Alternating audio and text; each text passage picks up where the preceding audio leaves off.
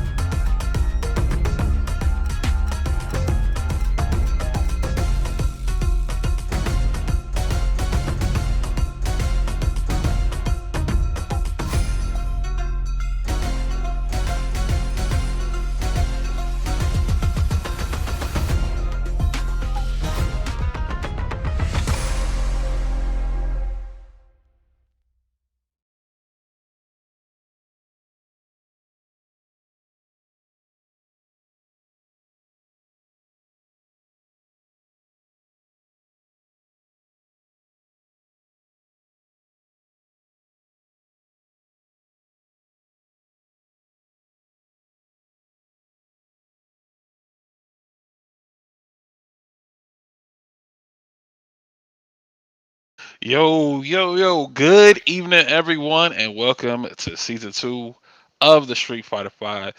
Street Fighter I Got Next community podcast discussion group. What's going on, y'all? It's your host with the most, the man without the RSF plan. It's your boy Shadow Ace on the ones and twos. And I'll be the moderator this evening for this podcast, joined by my co host on production, always making sure the vibes are smooth. The mayor of Macon himself, Sir Retro. And of course, as tradition, I want to first thank Sir Retro for agreeing to host this discussion. The reason I've assembled our guest here today is to get his views and opinions on the Street Fighter game scene genre and an opportunity to discuss how they feel about the scene and game in general.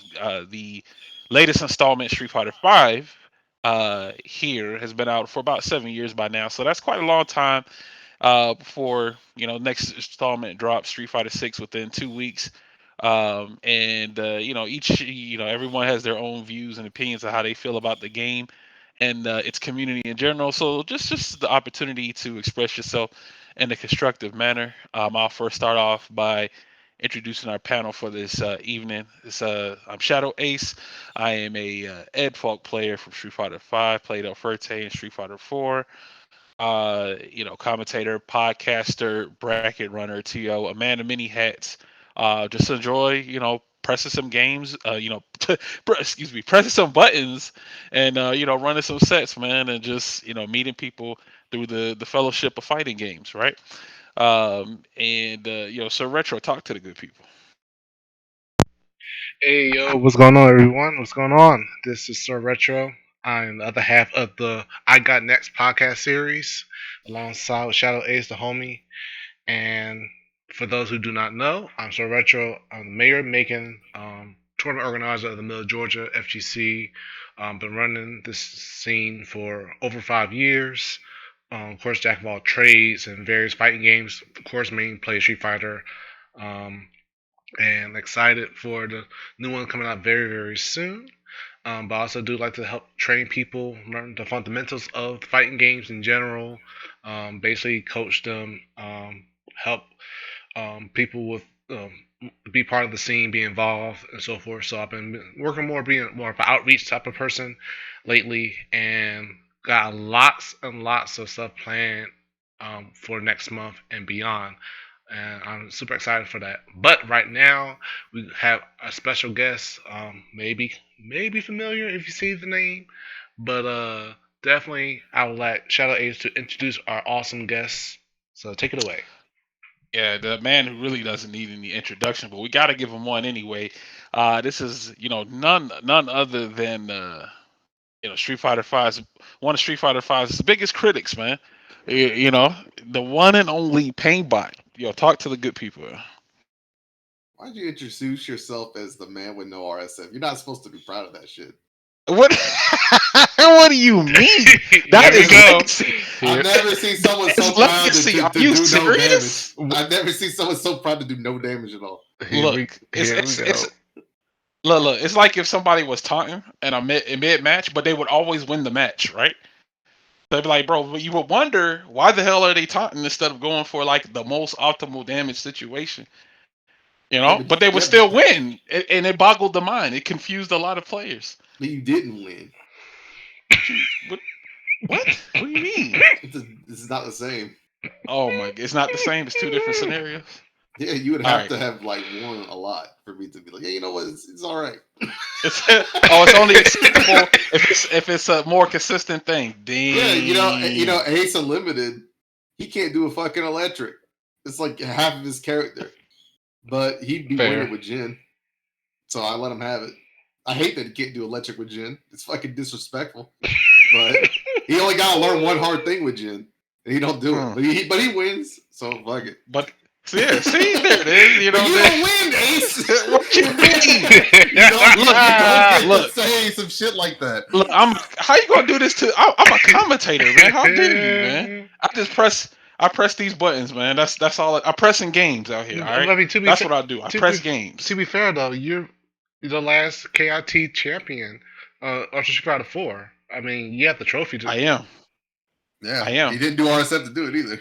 Exactly. I did That's because there was no one there that required him What to you know how mean? to do that shit. Look, it's not my fault. People didn't wake up on time. People didn't have their Wheaties. You know what I'm saying? They All I didn't know go is down you to the weren't there tournament. to beat the Thunderhawk. That Nah. was naked. So he's the best as far as Oh I'm my concerned. gosh! I mean, the Thunderhawk, you know what I'm saying? He outplaced you. So what is that? I mean, I what outplaced you last time. So what does that make When you? was the last time we played? When was the last time we Hey, played? still have to pull up the Street Fighter 5 making So results basically, you again. telling me to pull up to the next tournament and then we just run it. Is that what you're saying? I mean, it's not. Is There's that- is not a that- running. You just don't want to. Just don't do it. Because if you lose, you lose big. And if I lose, Street Fighter 5 sucks. You know, it's like no winning for you. Oh my God, yo, Painbot, ladies and gentlemen, yo, you didn't even introduce yourself. You just went straight into some slanderous nonsense. I mean, that's how it is. That's how you gotta do it.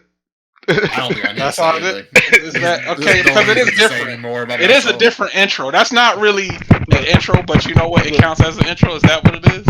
The Is chat, that what we saying the here? chat is loving it. They said, "Let's see it." Look, that's all. Oh my gosh, bro! Who? All right, what? Okay, for those who are the uninitiated, you got to let them know who you are, man.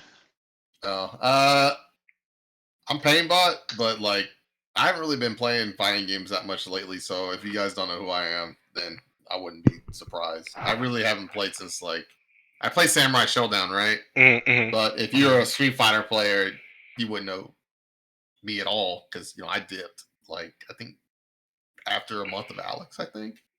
Mhm. But I was Right. playing Street Fighter 4 for a while, just not tournaments. So it was like I've been playing Street Fighter since I was 5. Then Street Fighter 4 came out, so like 5 more years of Street Fighter, and then 5 came out, and then I dipped. And then I went to go play other stuff. I played a bunch of different fighting games instead during that time. So you wouldn't know me unless you played like other fighting games other than Street Fighter, I guess.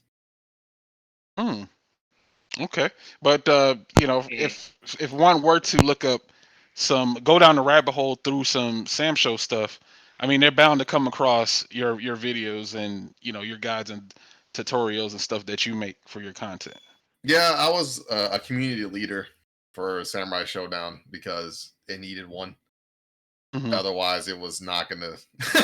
It's not gonna stand on its own 2 feet, unfortunately. Even though it's a really good game, it's a really good fighting game, but it's like one of the shittiest fighting. It's one of the shittiest video games ever.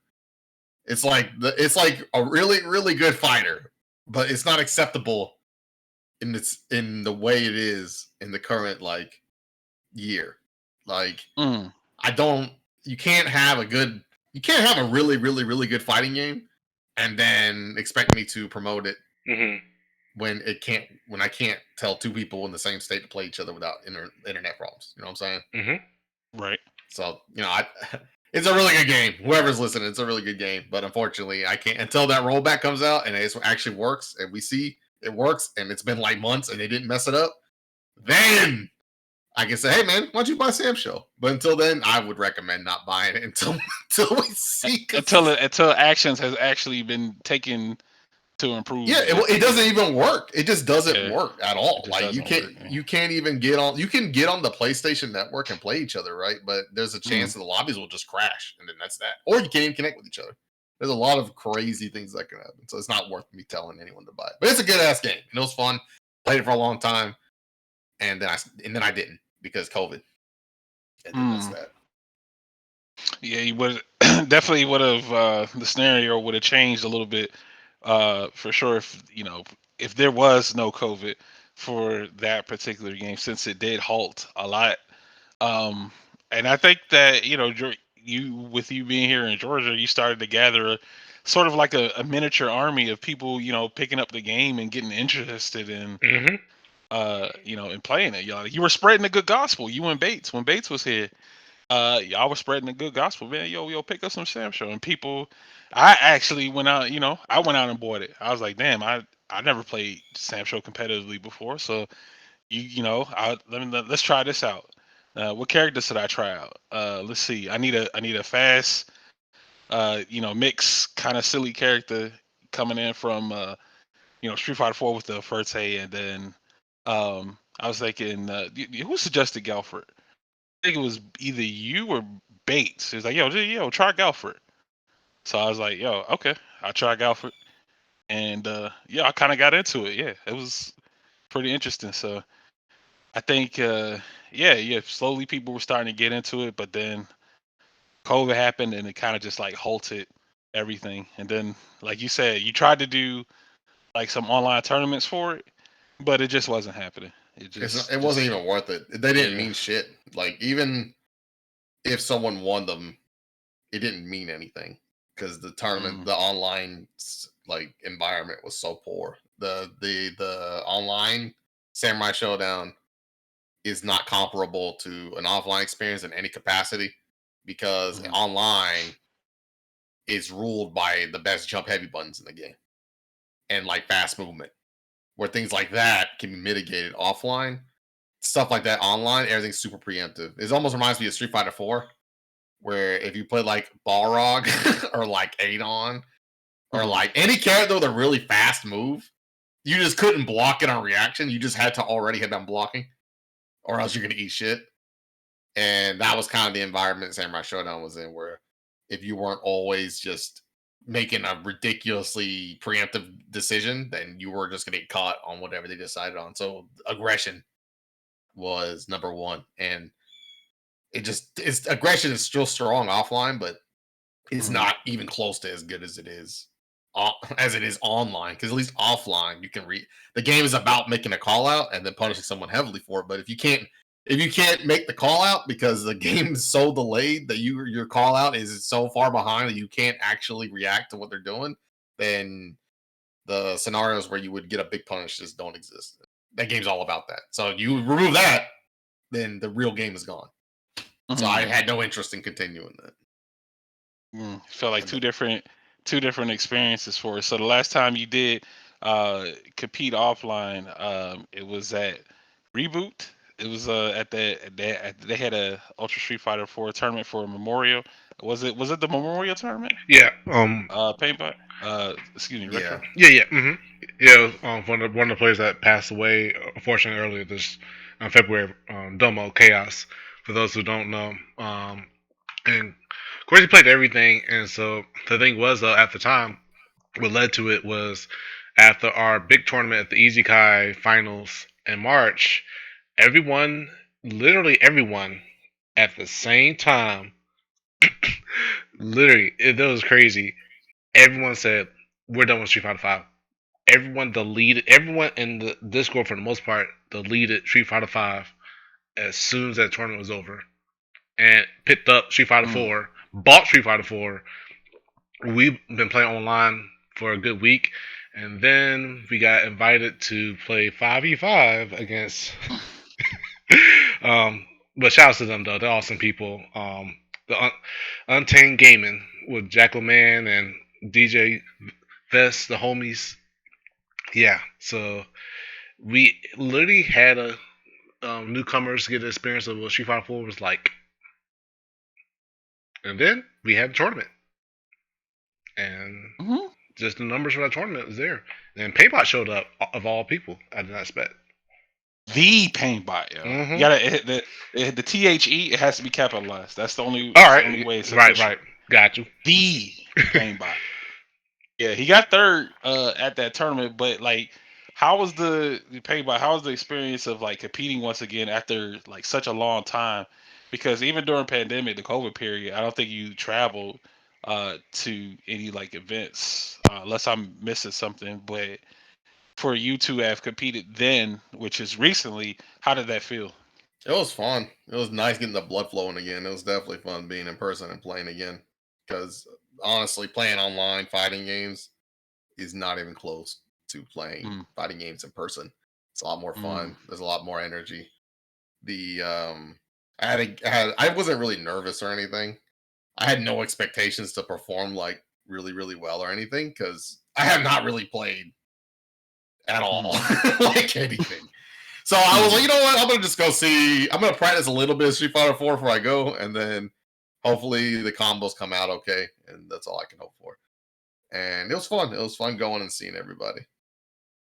Okay, yeah, it Yeah, definitely definitely. is. Doesn't beat the definitely is two different experiences. You know, when you just being on your couch, you know, in your underoos or whatever, just playing, you know, online all day. You're in the comfort of your home and um, you know, in your environment. So it's like you're more relaxed, right? You're not as tense when you go into an offline event because it's like, okay, if I go, Mhm. especially if you drive like a really long distance just to get to the venue, you be like, dang, I don't want to travel all the way over here and go 0-2. You know, you want to at least take somebody with you. You know, can I go 1-2 at least?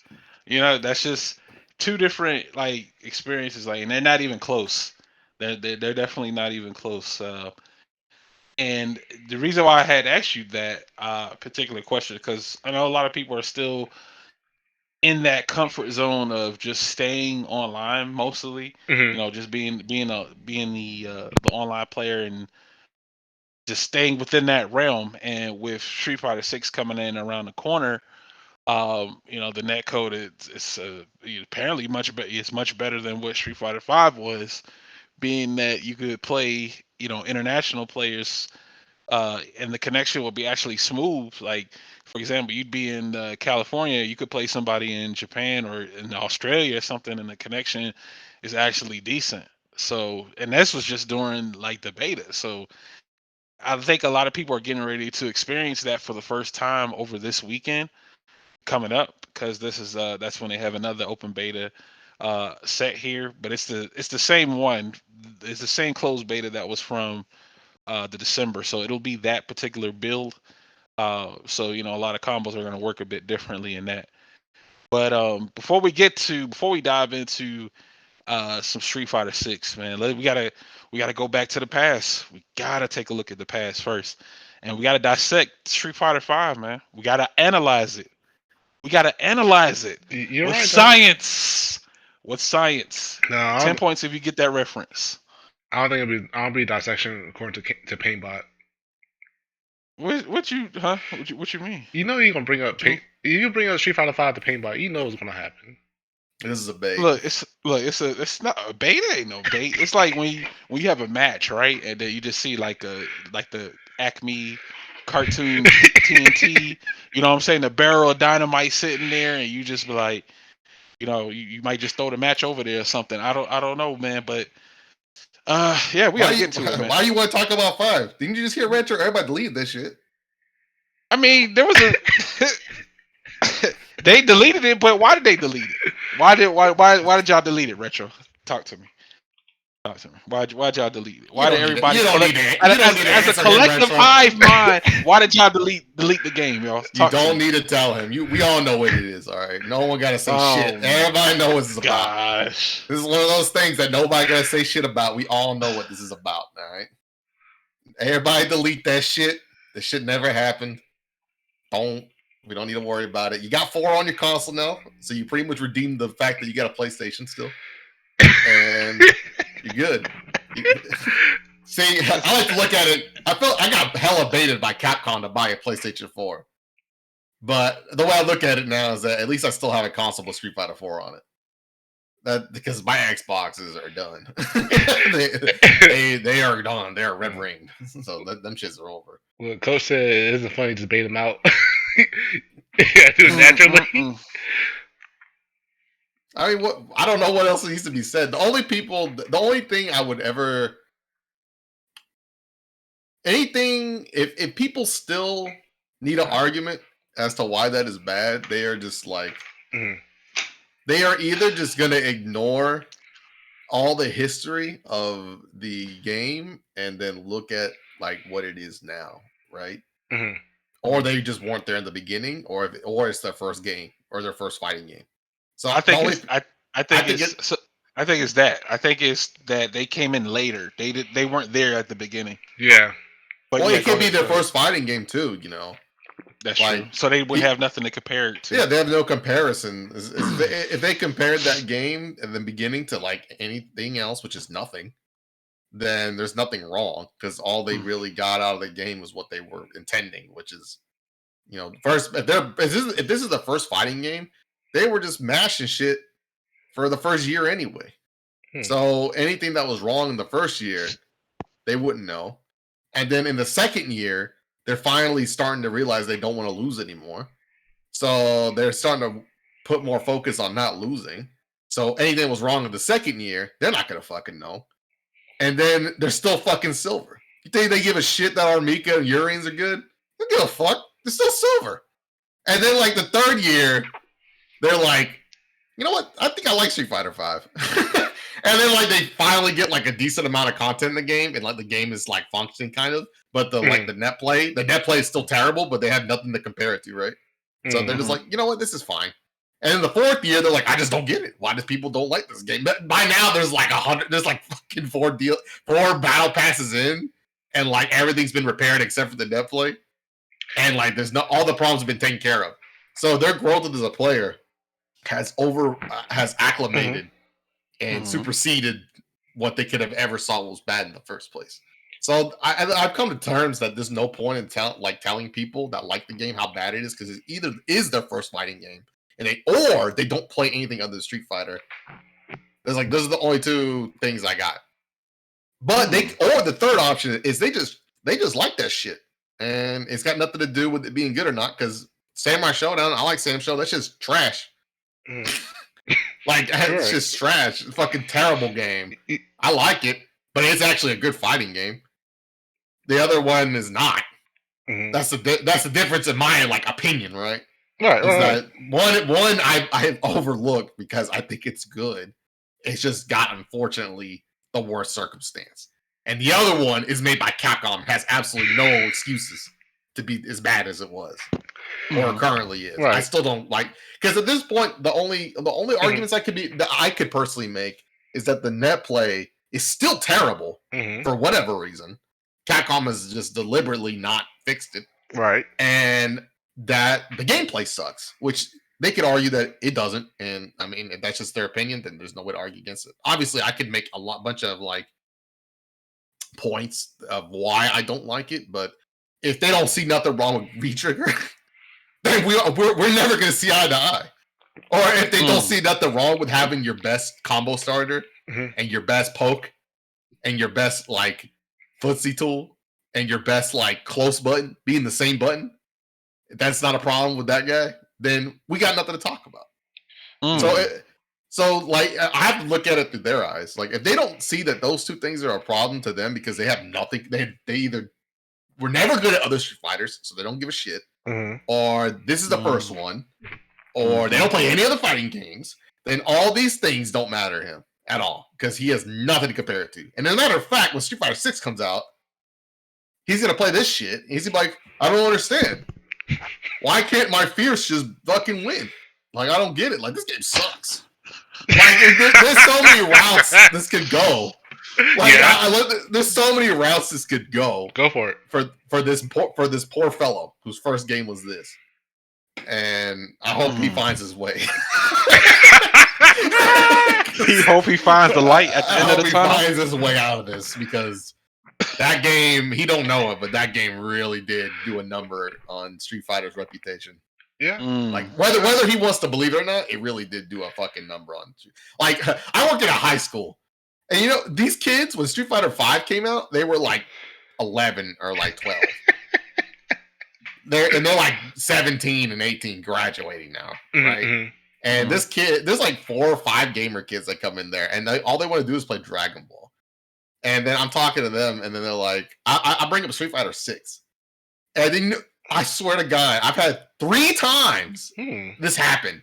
They go, yeah, but you know, I hope it's better than Street Fighter 5. I got that game when I was a kid. It sucked. It didn't have nothing to do, and it just sucks. It was bad.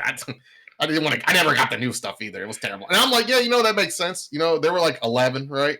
So when they got the game, it's trash. There's nothing to do, and there's nothing to do for this 11-year-old other than play on a single player lobby for some reason and lose and have bad net play experience and get kicked off the server. Like this, that's that 11-year-old's experience, right? Wow. So then he says, "Fuck this shit." And he's, you know, fuck this shit. You know, he's 11, right? He stops playing that, and his parents refund that shit because he gave that shit up in an hour. And now he thinks Street Fighter sucks. When that kid was like 5, he probably thought Street Fighter 4 was pretty cool. Because that guy, one of the kids actually told me before, was like, yeah, but I was like 5, you know, I was playing Street Fighter 4. Dude. And it's crazy, right? Whoa, like, slow down, yo. Slow down. Wow. You said, 4 or 5 years old playing Street Fighter 4, and now they when I was 5, I was playing Street Fighter 2. Back in my day. Oh. Man. So that's like how the stories normally go. And they usually have something at least fun to say about 4. Because I guess the expectations back then is that they were like little kids, right? They're 5. So for my expectations as a child was to turn the game on and play the game, right? So if they remember 4 fondly in any capacity, it's because they turned the shit on and it worked. And maybe they play with it. But by the time they're 12 and they bought 5 and it doesn't work and they want to play online, then they're gonna have a bad taste in their mouth. So this is just personal experience, right? This is real stories from my like me working at school and interacting with kids, right? I mean, so yeah, that shit is hilarious to me. It's only funny to me because I only asked him about 6. I didn't even bring up 5, and he's like, yeah, I hope 6 is good. I tried playing 5 when I was, a while back, but it was bad. I just ended up playing Fortnite. And we lost all those kids to Fortnite. I mean, at this point in the game, it's already been years. Are you talking about year 1 of Street Fighter 5 or just like later on? It's a long time ago, man. Like it's a long time now, right? Yeah, 7 years. These 11-year-olds are now graduating high school. Okay. Wow. Yeah, if this was year 1, there'd be no reason for them to continue to play at that point. Yeah, there's nothing to do. There's nothing on there. Imagine if I was a Street Fighter 5 apologist for a second, and I was like, "No, man, I promise you, if you go buy the $40, $50 pack that comes with every character in the game, And it's been 6 years, and they're gonna be like, "Why dude, this game is 6 years old? You want me to wait 6 years for this shit to be good? Fuck that! I'm gonna spend money on V-Bucks. I'm 18, bitch. I can fucking work that. Why would I go back and buy Street Fighter 5? I'm just gonna go play my fucking my free to play games and just spend money on that shit instead. Mm-hmm. So if you want games games have to work immediately. Because that determines if they're going to stick around most of the time. Now, you can say, they sold X amount, but retention is more important than anything. You can have, imagine, I always put it this way. If, let's just say 50,000 players, let's say on Steam, I saw 100,000 people buy Street Fighter 4, right? And then 4 or 5 years from now, there's obviously this is not the case because Street Fighter 4 on PC is fucking that's a whole nother conversation of trash. But let's just say hypothetically speaking, in this scenario that doesn't exist because 4 was terrible on PC for a long time. 100,000 people buy 4 on Steam. They after 4 years we retained 50K because it had good popularity. The esports team was good, and it didn't have too many problems. Right? Hypothetically speaking, let's just say this is the world where Street Fighter 4 to get shafted and get stuck with no rollback forever, and it was good and people stayed. Now, let's just say Street Fighter 5 sells 400,000 copies on Steam, quadruple, and then only 1,000 people playing a year later. Because it sucks. So that is not they made the sales, right? But there's no retention there. This not really it's not good. It's not it's good they made money. Capcom made their money, right? But it's almost like they burned the bridge on the way out. They were like, yeah, we made our money, boys. Fuck it. I mean, that's what it sounded like. They get the money, so it's like, bro, our job is done. Yeah, we sold those copies. Yeah, they made the numbers. Their projected numbers were. They made it. Now, is that good? Not really. I'm glad they made the numbers, but it's not but their retention. If they truly made those numbers, their retention is trash. Because this game should have way more players in it if it's really that good of a game. Compared, I fucking got on Elden Ring. They still have 100,000 players playing, or I think 80,000, and that's just a game where you run around and do shit. There's no competitive. There's no $1 million pop prize or anything, right? It's just you just fucking around. With the esports thing, in conjunction with a good game, they should have way more people playing. I mean, if you obviously we all play fighting games here. Ace has been fucking competing longer than me. You can't not look at these fucking games like League of Legends and Overwatch and shit. Well, I don't know how Overwatch is doing. They were kind of hemorrhaging for a while. League of Legends and Dota, and then look at fucking Street Fighter, and then feel like poverty instantly because of just the sheer player base drop because they don't know how to make a game that works. That's the first and foremost. And this is not a 5 thing either. This is a fighting game thing. We do not play games. Fighting game players do not play games that work. 9 times out of 10. I will say this. I will say this to your credit about the low player base. Now, as someone that actively competes in the Street Fighter 5 tournaments online, I will say that a majority of the tournaments that I've seen and compete in is literally the same 30 players, but just with a different rotation. Just a different sign up. If a player didn't, if a group of players didn't sign up this day, they'll sign up for the next one. But it's always the same exact players. If there was a larger player base, you'd get more variety and people signing up and stuff. But it's usually always the same people that you see in bracket all the time. So during that, especially during the beginning of the COVID era, so it's already did its damage on the player base. It's just the same. Again, it's the same people that you see in the events. And I'm like, I just thought about it. I'm like, okay, well, I fought this person last week. I'm fighting this person again. Then a week later, it's the same person, and I got to play him again. So it's it just goes to show that the numbers just, I guess, do you want to call it blind loyalty or like what would you call it? Yeah, what would you call it? Well, those people just like the game. They That's what don't it is. they just ignore. They either don't Mm. like anything else, they haven't tried anything else, or they just only like this game. Which those are all fine. If you except for the try anything else, y'all that only play Street Fighter need to go do some other shit. That way you can learn about what is like. You made like something 30 times more than 5. And I mean, this is not to steer you away from like Street Fighter 5. This is something I had to learn as a guy who primarily played Street Fighter. Like as a guy was like, I'm only gonna play Street Fighter 4. That guy is dead because when 5 came out and I didn't like 5, I was not gonna bang my head against the wall further to try to like Street Fighter more. And it turns out that I like other fighting games even more than Street Fighter. Like Samurai Showdown, I would play Samurai Showdown over 4. Like hands down. Or Blaze Blue. I like Blaze Blue more than 4. Blaze Blue's fucked up. And I still like it. When did you start playing Sam Show?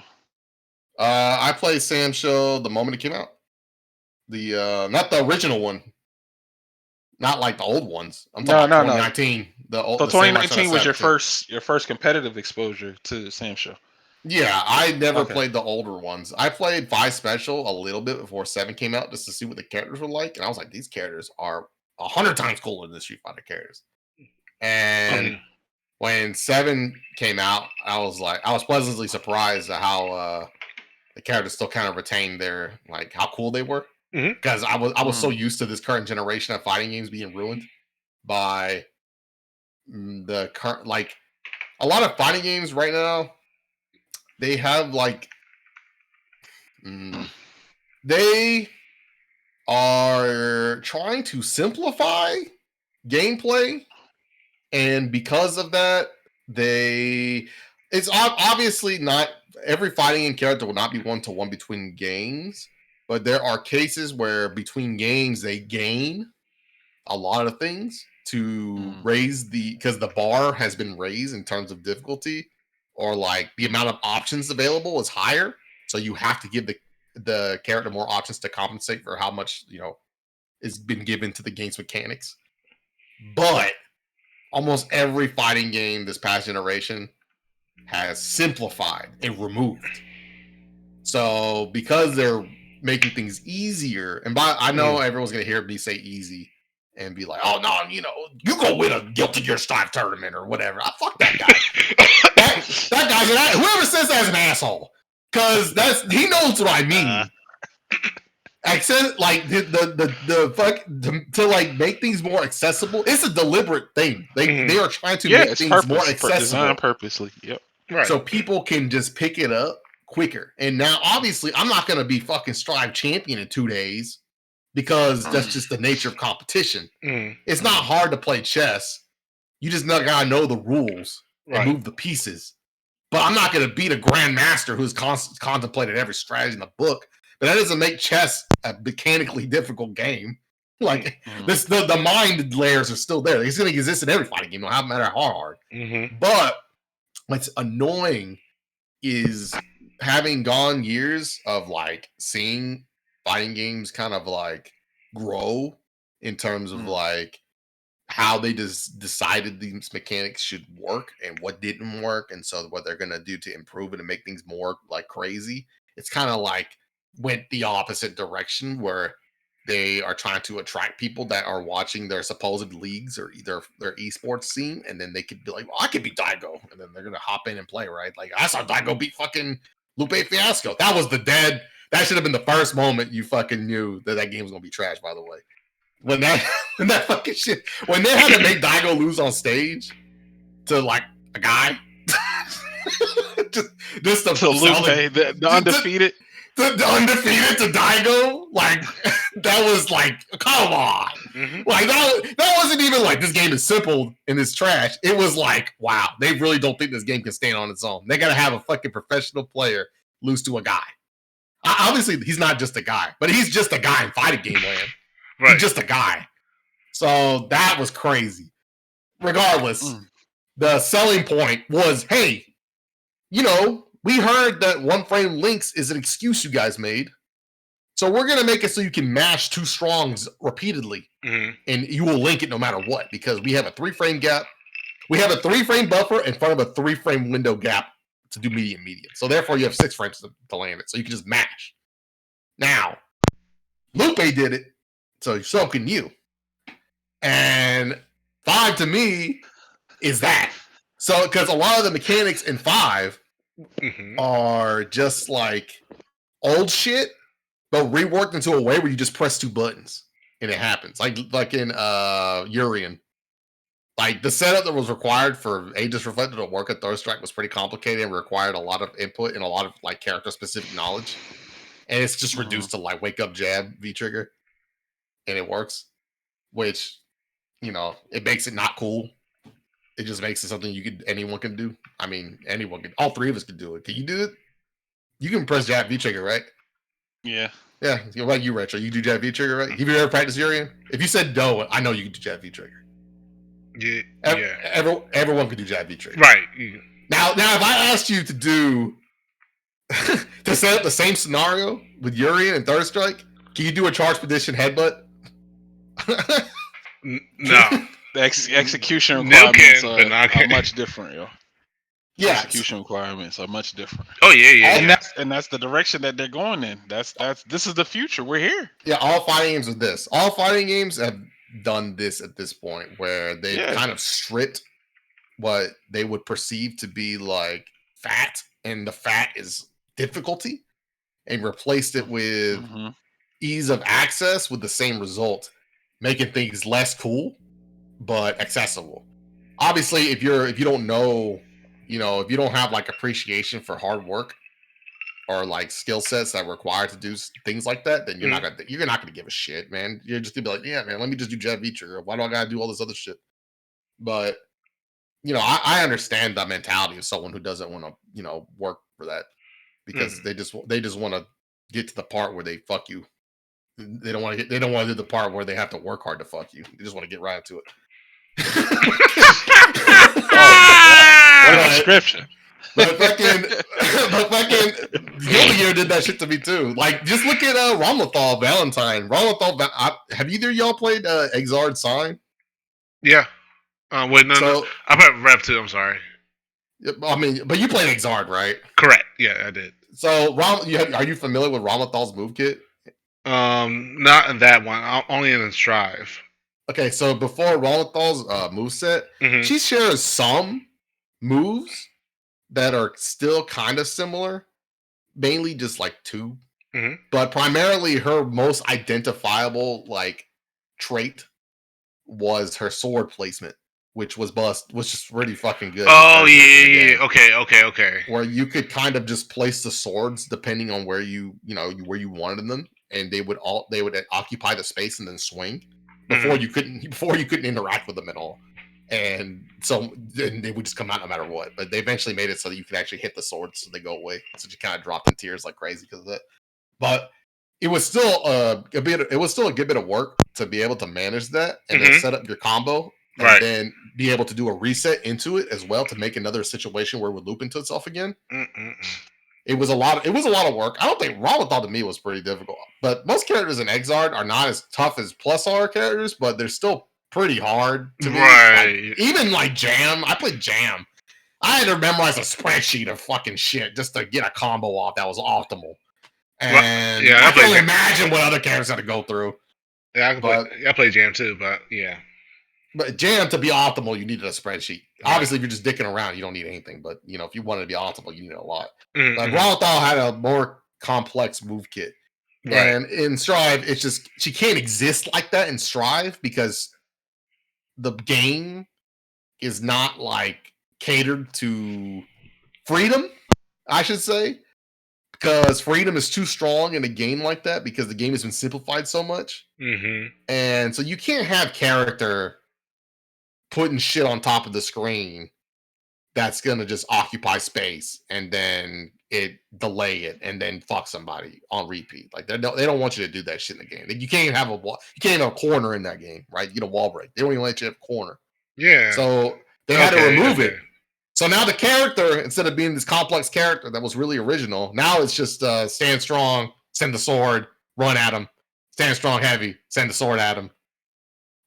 Mix up throw. Not even if you want to, if you want to make things spicy. Right. Do a throw or hit. I'm not gonna throw or hit.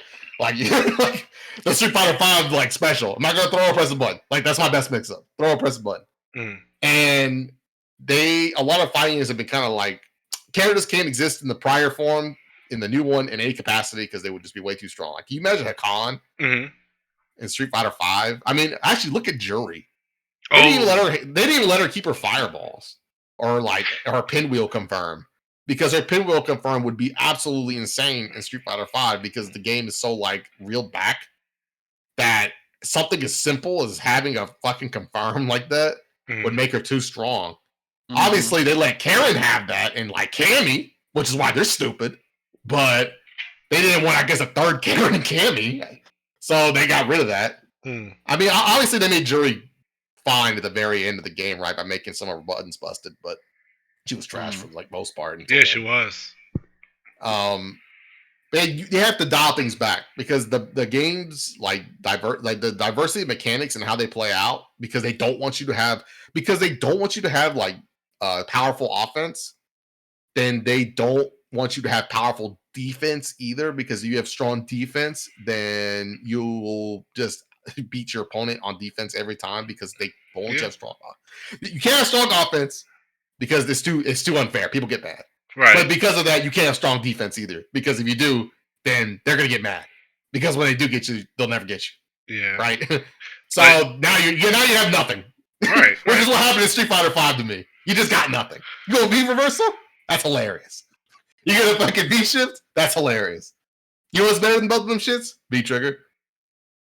Like, the offense is so strong. Even though the offense in 5 is not even that strong comparatively to old games, in that vacuum, it's hella strong. Because they can't give you good defense because they don't let you get in until certain circumstances have been met. And because of that, you can't have good offense either. So it keeps compounding. If you remove one, you remove the other. Remove one, remove the other. So I'm expecting 6 to kind of like hopefully be better about that because you have way more defensive options. You have a fucking you feel like you have like a fake focus attack in that game, and then you have like a parry in that game that has like a real parry. It's not that trash Street Fighter 5 parry. It's like a real parry. Right. And I'm hoping because of those two options, offense will be allowed to be more elaborate, and I think it will be because the way the way the running works. I think hit confirms and neutral are going to be I think it's going to be a really hit confirm based game in the middle ground. And capitalize off of that. I think that's really where the game's going to go. And I'm hoping because of that, you can overlook how they still don't give you no real like safe jump mix-ups. Because if the neutral is more interactive, it's way more fun. It's the whole reason why I like Samurai Showdown, because the neutral in Samurai Showdown it's like fucking amazing. It's so fun. But it is like I cannot lie. It's like, fun, man. That's why I actually try to push people to like try to play Sam Show because it takes a lot of people out of that element of like, okay, I press buttons to make something happen, whatever. I'm like, you like literally you press any button. I mean, obviously, like from you, anybody can tell, and I'll share Saturdays, you'll die. Like you'll explode way more, and it teaches you a lot of footsies and patience and neutral. Like that's why I was playing. That's why I think the other thing too about what Street Fighter 5, you can call it failure in a sense, like back word, but failure of at the time that pushed people to try out other games that came around the same era. You know, people did like Dragon Ball, then BB Tag, all the other games. Because people were like, well, I'd rather play this over Street Fighter 5. So it kind of it was a blessing in the sad sense, weird sense though, for people to try other games, and then something like Sam's Show coming out too. It really kind of like helped people expand horizons. That is more than just Street Fighter. That because no matter what, Street Fighter is Street Fighter. People gonna love Street Fighter. However, with Street Fighter 5 situation, I think it really kind of like what happened to it when it did not a successful launch. It did push people away towards like I'll play other games, and then of course when the online era happened and know how bad the internet online is, people said I'd rather play Strive this, I'd rather play MK over this and so forth. So it was a really interesting way that encouraged people to play other games and learn other attributes. And so I think what Capcom probably have learned though, if you have seen the features in Street Fighter Six, they took some elements from other game successes that happened around the time of Street Fighter Five and put it in towards Street Fighter Six. I think they just recycled their best mechanics. That too. That too. I just think they just saw their old mechanics from 4. Mm-hmm. So here's how I look at 6. Go for it. They were like, 5 sucks. Let's not do that shit again. Right. So how do we eliminate the fact that when people are losing, they actually become ridiculous? But we also want people to not feel hopeless. So they came up with the idea of those. They kind of stole this from Guilty Gear, where they like you get like a Hellfire kind of deal, where if you have like low health and your super just does extra damage. I think they took that from Guilty Gear. But when I look at the mechanics of Street Fighter 6, I keep forgetting 5 existed sometimes. Like, every time Street Fighter 6, I look at the mechanics. The parry obviously is like a third strike parry, but Right. it's a corrected third strike parry. Yeah. I don't really care. I love third strike for fun. Like growing up, I played third strike all the time. But I didn't like it like competitively. I tried it once when I was like also playing 4. Because I was like, you know what? I wonder what third strike like competitively. And I was like, I don't like this shit.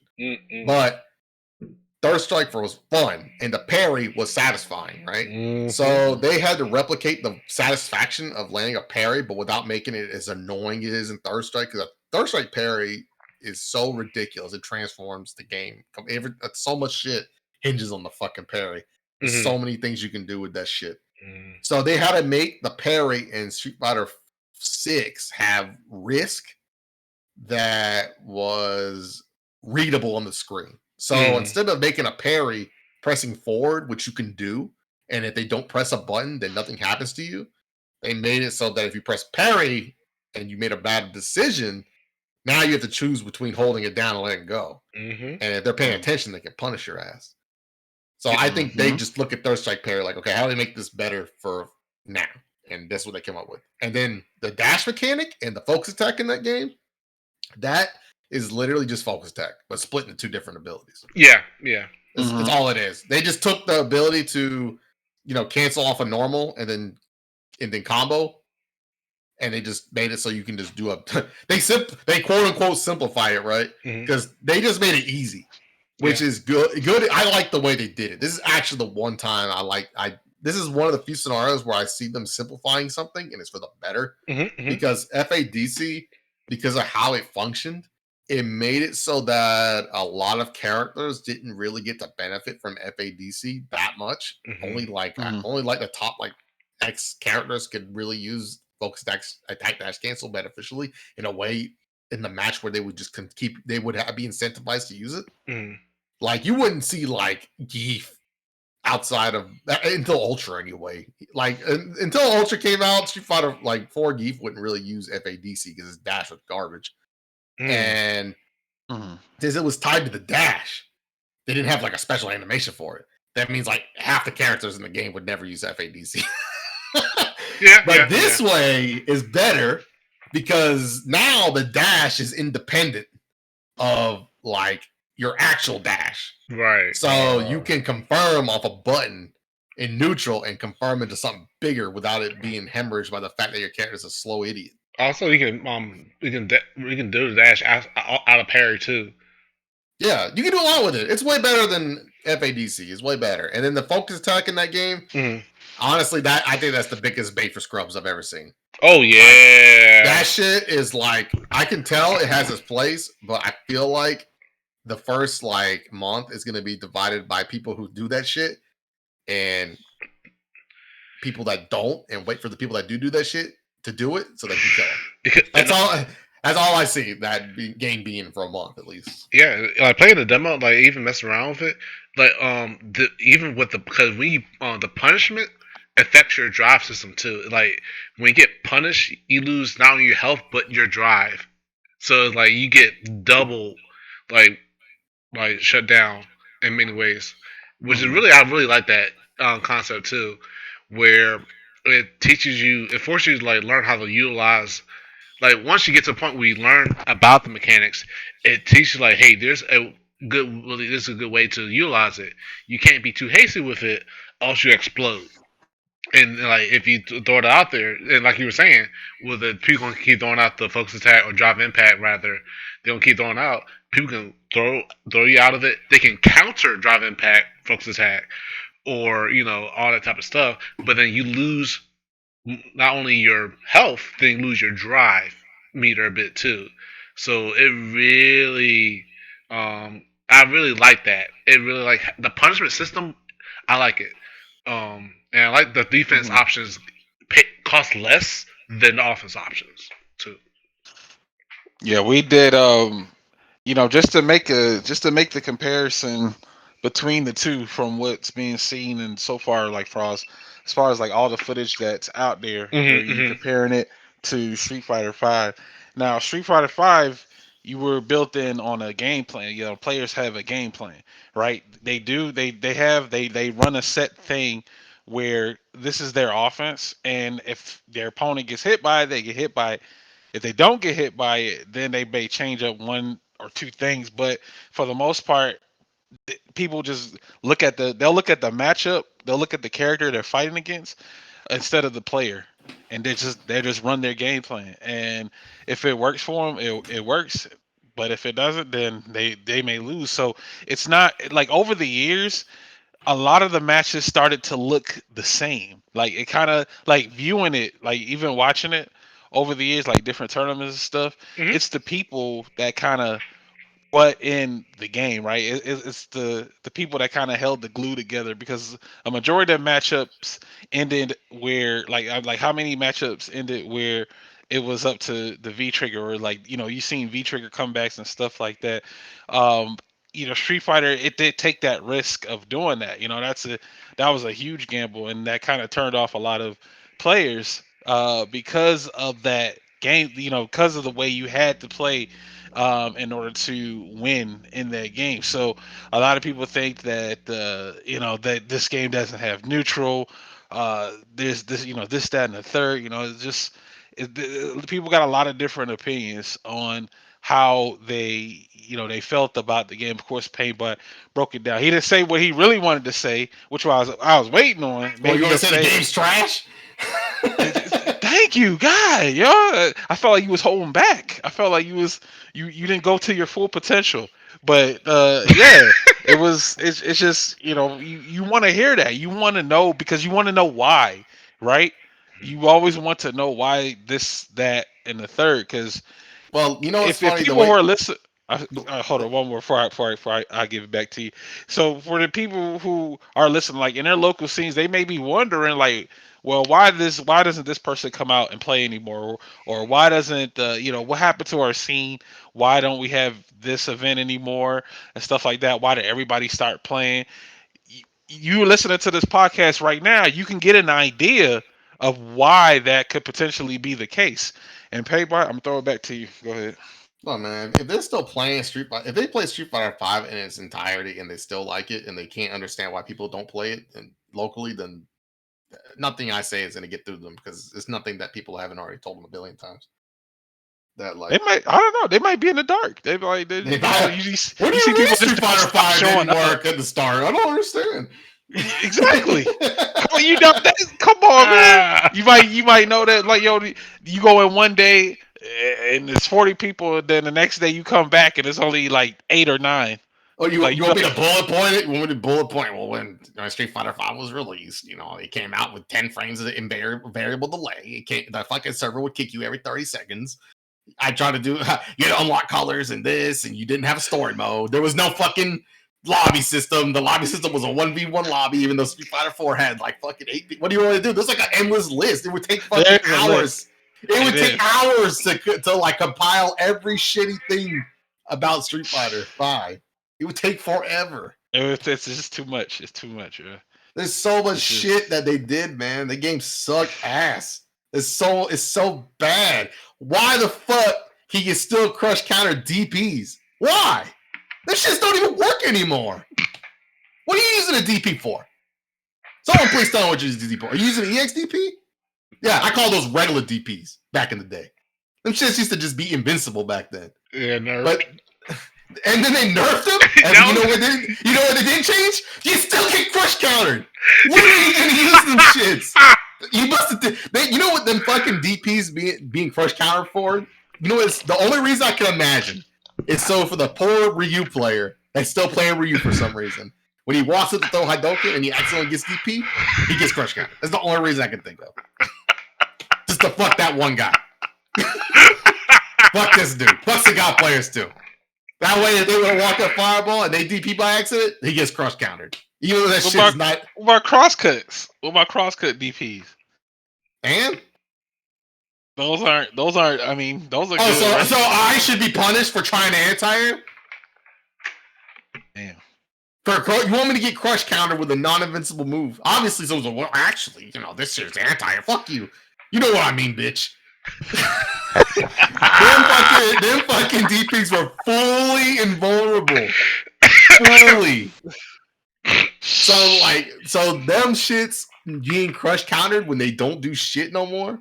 Like, understandably, if they had did the thing they did in 4, by the way, because before 4, they were fully invincible. Mm-hmm. Before, all 3 versions. Mm-hmm. But they had an idea, which I agree with, where the jab one beats one specific, jab beats throw. Right. Fucking the medium one is fucking anti-air, and then the heavy one is like a full committal, like fully invincible one. And that was, but it was the most punishable, right? Because you're in the air for the longest. So it made the most sense to do it that way. But in 5, they're like, you know what? Fuck them all. Just fucking make them all useless except for EX. Why even have a Dragon Punch in the game? Why? Why would you want a Dragon Punch? Give me fucking Mika's Crouch Medium Punch. That shit better than the fucking DP. Yeah. At least if I fuck that up, I'm still plus on whiff. Mm-hmm. I just thought buttons, when buttons are better than special moves. Because even if you land a DP in 5, you don't get no fucking mix. Nope. When I landed a DP in 5 in Street Fighter, when I landed a DP in 5 with Sagat when I was playing, it was like, fuck, now I gotta guess. Now you gotta guess because you was weird. That was now I'm close to him, and I'm not plus enough to do anything that really matters. No. And if I fuck up my meaty and he does wake up fierce, I lose. So it's like, great, I land a DP. Ugh. Now I gotta guess on his wake up. Now I gotta guess, yeah. Because I'm not plus. Dude, in Street Fighter, in Street Fighter 4, man, if I land Tiger uppercut, I can do a fucking Kara Tiger knee cross him up, and then get the other side of the screen before it gets up. Or I could do meaty fireball perfectly. Or I could backdash meaty fireball, or I could hold up and do jump roundhouse. I had like 4 or 5 different options I could take. But in this game, it's like you land Tiger uppercut, you better start praying you don't have fucking V trigger, because if he knows that that there's a high risk here, he may just wake up Sweet V trigger because he's right next to you. That was the solution. Wake up jab V trigger or wake up Sweet V trigger. Well, because you look at it this way, if you're wrong, the best thing Sagat gonna do is light kick into some shit, and if you're right and he fucks up, you win. So like, why would you not do it? I would try it 3 times. Fuck it. Well, Sagat would have to be right 6 times for that shit to fucking pan out in his favor. Damn. That's like the DPs are so shit in 5. I just don't understand the idea behind them because they don't get you. I understand they work. Like if someone's gonna be a little fucking bitch about it and be like, "Yeah, man, anti-airs are like, yeah, you can EX DP." Yeah, I understand that works, but them shits suck. Them shits are like, and when you compare the fucking alternative, which is instantly losing, it's not that good. You either anti-air or you'll lose the whole round. You either EXDP on wake up or you'll lose the whole round. You think that's fucking good? That don't sound good to me. When I press Fierce into V trigger, I either win or I get to keep winning. That's good. You think fucking Colleen's like, man, I wish I had a fucking DP right now. No, she'd rather have V trigger. Because I'd fucking rather win. Look, as you see, Chris, since he's our Sagat player, he's in our chat right now. He need to hear this. He plays Sagat and Jury. Actually, he actually played those two characters. Yeah, I played Jury too. That character was trash. Literally could not do shit. You get punished for anti-area. You punished for anti-area, man. That game is trash. That game does not reward that game rewards characters that break the rules because they still play the old way. So like Cammy and Karen play Street Fighter 4. They have real whiff punish moves into mix-ups. And then now you can't protect yourself because they took all the shit you could have to protect yourself with intelligence, and now you have to just hard fucking read everything or die. And if you lose neutral once, they win. And then even if you want, let's say you're a poor Sagat player. Let's just say you're that guy. And you're just some fucking clueless. You like Street Fighter 5. You for some reason landed on Sagat because I get it. He looks sick, but for some reason you just fucking missed Cammy and Karen on the fucking list. But you went to Sagat. Understandably, you don't want to play a little girl. You want to play a man's character. I understand. But guess what? You get fucked. Because now you're trying to play neutral and you gotta play versus his Cammy and you beat her ass. But guess what? V-trigger. You lose. Yeah. When you do throw a fucking fireball, that was your whole game plan. You lose. If he guesses once, you lose. You can't defend yourself. And if you try once and he calls it out, now you definitely lose. And they'll be like, why'd you do that, man? You should just hold down back. And they would have thrown you 6 times. Because you got no way to defend yourself. Like that game Can't throw fireballs. Can't throw fireballs. Your pokes are worse than this fucking little girl. You're 7'6", and you get out poked by this little fucking British girl. Just because they can't let you have good buttons. Because the game is so shit that good buttons would just ruin the game. Because the whole game is predicated on crush counters, right? So if you gave Sagat a good ass, like if Crouch Fierce was good, like it was in like almost every Street Fighter title, like Sagat's Crouch Fierce is like quintessentially a stupid ass button in damn near every fucking Street Fighter. But guess what? It's trash in Street Fighter 5. You want to know why? Because they hate people that fucking play footsies, and they don't want fucking characters like Sagat to get a good hit with it. Because if it was strong in this game, and it was dominant like it was, like it gave you a full combo, like for some reason Urian gets, then he would be ridiculous because he could wall you out and then just crouch fierce when he thinks you're going to retaliate, and then he would get a full combo every time. But guess what? He's not allowed to do that. You know who gets that shit? Fucking everybody else that's not a pussy character. Why? Why does Urian get to do that? Why does fucking Colin get to do that? That's the story of my life. He's a pussy character. Also, no chip damage too. The chip to kill. Yeah, it's stupid. You can't even chip people out with Sagat. You can't chip people out in that game outside of Super. So Sagat like loses on every fucking way. You can't chip no one out. Every fucking character, Capcom's fucking high on marijuana, and they made every fucking character in that game have a V skill that beats fireballs, even though fireball characters are trash, which is crazy to me. Yet they nerfed DPs, made fireballs shit, gave every character a V skill that beats fireballs, and then they fucking released Sagat. And they made Tiger Knee negative as fuck. What would they fucking that game is ass. That game fundamentally is ass. There's nothing redeemable about 5. Nothing. The only thing that's redeemable about 5 is that it made other fighting games get played. That's how trash it was. That's the only good thing about 5. That's the only good thing about 5. If 5 wasn't so trash, I would have not ever played Samurai Showdown. That's the one good thing I gotta say about that. I would have never played Tekken. I learned a lot about Tekken. That was fun. I hate that game, but it was fun. Fucking, I also like went back to go play some old games I like. That's the best part about 5. I played fucking Exard. I played Blaze Blue. I fucking played Tekken. Played Sam Show. That's the good part. But that game is garbage. That game is only for people that like to get the shit off unopposed. And you play a good character. That's the only thing you got going for you in that game. That or you just don't know shit about anything. Which is fine. If you've never played another fighting game other than 5, your time is coming. So unless you're gonna be that guy that first you're gonna fucking show up to the fucking tournament with your PS4 or some shit. Fucking hey guys, who wants to play 5? No one wants to play that shit.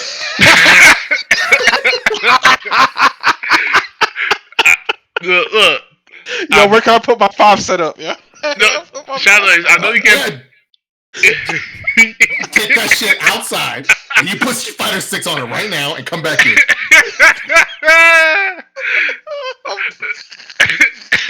CEO gonna be funny. I cannot wait to CEO because someone is gonna be like, "Hey man, I'm gonna do some retro tournament for Street Fighter 5." I know there's gonna be people that look at him and gonna laugh at that person and kick him out. Look, I can understand that people may not like 6 because they're gonna have to go from 5, where they're just pressing their best button in neutral on repeat and they can't be contested if they have a good character, to getting whiff punished for real. Like a for real whiff punish. Like Street Fighter, the characters in 5 that can truly whiff punish are very small in number, and they're usually the best characters because they get the fucking whiff punish. But this game is gonna have more whiff punish. It's gonna be like Street Fighter 4, where like you can have like a real whiff punish option on just about every character in the game. Make it hurt. And it's gonna be worse than 4 because out the gate you're gonna have a fucking full conversion stocked because you're stocked with a fucking drive gauge immediately, right? So it's not like 4 where like, I'm playing Ryu, I don't have 2 bars yet, so my best whiff punish option may just be sweep, right? But later on, I have 3 bars, so I can do mean kick, EX fireball, FADC ultra, right? So that's a really good whiff punish option, right? Right.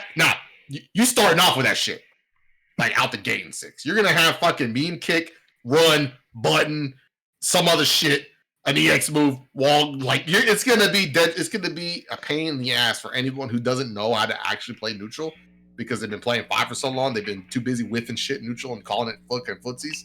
That this shit's gonna be fucking painful. I will call it out right now. Somebody's gonna complain about having that they shouldn't start the round with drive meter. No, fuck them. They shouldn't have went fucking fierce in front of me. Fuck them. This is a long time coming. I'm just throwing it out there. There's gonna be a tweet. Somebody gonna be like, I don't think we should be starting. I don't think the rounds, the game should be letting people start with full drive gauge. It should build up over time. Fuck that, man. I'm throwing it out there right now. I'm sorry. But then what about MK11? MK11 had this similar concept. Well, it's not exactly the same though because I mean, like you actually have meter full to start with attack, offense and defense attributes like from the get go. Like you don't gain it back. But yeah, I mean, but you get this shit back though, which means you get to do it again. Right. Nah, fuck that. Whoever says that, fuck that guy. Because if I had it my way, I would have it like Sam Show, where if I knew you fucking press a button in front of me, I'd take the damn sword out your hand and punch you. And end the round right then and there. But luckily for you, Capcom playing it safe, and I can't just kill you outright. If you play Samurai Showdown and you would have bitch and moan about fucking getting like beat in neutral, that would humble your ass. Because you would press your button, I would knock your stupid ass sword out your hand and take 80% immediately. Because I knew you were going to press that shit. Why wouldn't? I saw you press it 3 times. What do you think was going to happen? That's my problem with 5, by the way. I would be playing Darius, and he would just do crouch fierce 4 times with fucking Cammy, and then when he finally lands it, he just V-triggers. Because it's the easiest shit in the world. And I can't punish him for it either. There's nothing I can do about it. So I'm just like, I bet he's having a good time. But in my head, I'm like, man, if this was like Third Strike or Street Fighter 4 or fucking Sam Show, I'd have slapped his stupid hand out the way and just killed him. But since this is 5, this is promoted. So I just gotta hold this shit. I gotta hold it and lose. Gotta hold it, yeah. And then while he's doing this, he's doing better chip damage than my fireball. Oh my gosh, neutralizing. Yep, the game is. Oh man, just think about it. It's Street Fighter 6. It's like, let's just say hypothetically, this guy has a really good button. This is why Street Fighter 6 is promising to me. This guy has a really dominant neutral tool, and he knows, and he's been doing it like crazy. Right. Well, guess what? He's done it 3 times the same way. Parry, get fucked. I knew you were gonna do that shit. I don't give a fuck how strong your button is. Fuck you. Full combo. Yeah. Now do it again. Oh, he ain't learned his lesson. I win. Yeah. Like that's how it should be. Right. That's how it should be. They should be like that. If some guy has a really strong tool, you should have the tools built into the game to counter this shit. Right. Obviously, the game is not gonna like. I know that's idealistic because there's gonna be outliers who have really, really, really good shit, and then they're gonna be the ones that are the big winners. But that's just the nature of fighting games. But if I can play my mid tier character and then call you out on your button and get a big punish, I'll be happy. I'm not gonna be that upset about it. But if I'm like playing a mid tier character in Street Fighter 5, God help me if someone's fucking pressing fierce in my face. Yeah, because there's really nothing. I could V trigger. I mean, I could V reversal. But what if he knew that? Now I'm just gonna look like a fucking idiot. Yeah. and I don't have V trigger. I was mad. I definitely lose. I was mad about that. What they did with V reversal. There's too many ways to beat it. It sucks. It's a stupid mechanic. Yeah. The mechanics of Street Fighter 5 are all terrible. They're all bad. I would fight anyone on that. They're all terrible. Let someone tell me V trigger is good. I would laugh at them. And then when I'm done, then I'll tell them why that was stupid. They told me that shit. Dang. Well, I mean, how did they? I play. You know what? I'm playing devil's advocate. I'm playing devil's advocate. Yeah. V trigger. Shit, I don't even think I can play devil's advocate on this. Yeah, good luck. Good luck pretending that shit's good. Look, yeah, that's not. Never mind. I play G, so I can't say my pocket, yo. Put it back. There's just no way to quantify losing and then being rewarded and potentially winning immediately as a good design in any capacity. Like Ultras in Street Fighter 4, I don't even like Ultras. But Ultras in Street Fighter 4, at least to land them, you had to, I don't know, land them, right? You had to land the hit to get into it or use it intelligently as a whip punish tool. Those are your two ways to land that shit like fucking correctly. Fucking in 5, you can do that shit and you can do it on block and you're gross afterwards. Like, I don't give a fuck how stupid your decision was. You're still plus afterwards. And if I guess wrong on this one, I'm probably dead. I probably did you a favor because I already got hit. It was going to scale. But now you get an unscaled mix-up afterwards. And if I get hit, I'm dead. Yeah. And if I do reversal, it's the slowest shit in the world. You're just going to throw me anyway. Yeah. I play G, so I can't say anything. No, I play G too. This shit was hilarious. I almost won a whole tournament with G. I mean, I had fun. Oh, I mean, I love G. I had fun. G was the reason I really liked the game more. And then, yeah, when I saw V Trigger's robbery, I was like, well, you know what? I'm just gonna keep. I'm gonna keep this. Look, man, you're just being a criminal that robs other criminals, man. It is what it is. G just happens to be one of the biggest criminals there is. G just went to criminal school. He did. Like, he learned. That was the game. He was the president. He honed this shit. He became president. The president of criminal activity. I had a good time playing G. I just did what the fuck I felt like. I was like, well, I'm losing, but I really don't care. Mm-hmm. I don't really give a shit. I mean, I could lose with G, but I could always win. I'm always one button into a fucking mix-up from winning. Yep. And that is the dumbest shit ever. And people like that 13 frames. Acting like you won't get command grab. Yeah, I mean, every character had the bullshit though. Every character had some bullshit to them. But I think that's the nature of other fighting games too, though, right? It is, but you have to like. Okay, so what's worse? So this is the Okay, what do you know about Strive? Do you play Strive a lot? Or you even? I play like the beta. You didn't really play that much then. I play Strive. I didn't play that. Okay, much. Retro. Yes. You know how G is like do a fucking full screen low into V trigger and win? Yes. Okay, now Happy Chaos. You can just fucking pick up Happy Chaos in 2 seconds and win? Yeah, that character's really hard, right? Mm-hmm. So you have to learn how to fucking hone the robbery. There's actually a process to be really good with that character. Obviously, you can say about 5, but it's not the process of honing in the character. You could probably pick any good player in 5 could probably pick any character in 5, honestly, because all they're not that difficult or that much different from each other. Right. No, I get what you're saying. Because but I was gonna say that like there are ways to make super cheap shit more like fun and interactive than just doing something and then using something you lost that you earned from losing. Right. That's the problem. Like, I could name a few things like fucking Sea Vipers, like super jump cancels. Their fucking robbery on like cracked out. Like fucking Sea Viper could do like a jab into fucking Ultra or like medium punch Ultra. And she can do a cross up off of like Thunder Knuckle cancels and all kinds of shit. Like she can do fucking fierce EX fucking Seismo cross up burn kick. She can do all kinds of shit. But it's hard. Right. We have an El Fuerte player here. Stop there is fucking hella cheap. It's the cheapest shit ever. It really is the cheapest shit in Street Fighter. It is. It's absurd how cheap that is. Mm-hmm. But as you can tell from our friend here, that not everyone can do it. Yeah. Wait, hold on. Wait. Whoa. No. Like he's right though. The game doesn't have no horse in it, man. Street Fighter 4 definitely got some horse BS in it too.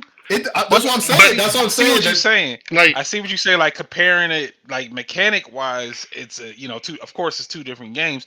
But for Street Fighter 4, I mean, let's not act like there's not any BS in that game too. So someone can pick up Akuma and then be able to do all that shit in like a week. Somebody could pick up Abel and just do step kick, dash. Yeah, but you know what he ain't gonna do? Step kick, dash. He ain't gonna block my DP. Yeah. Oh, you know what? People can do step kick, but you know what they can't do? Step kick, crash fierce. They can't do step kick, stand fierce, FADC, crash fierce. They can't. Or they just pick T-Hawk and win. Do Condor dive. That shit was fun. It was funny. As much as like fucking Ace is saying that shit, that man had a plan. It was the fucking he did basic grappler shit. Yeah, it was just basic. He landed all his combos. So what do I got nothing to say about that shit. He landed all his combos.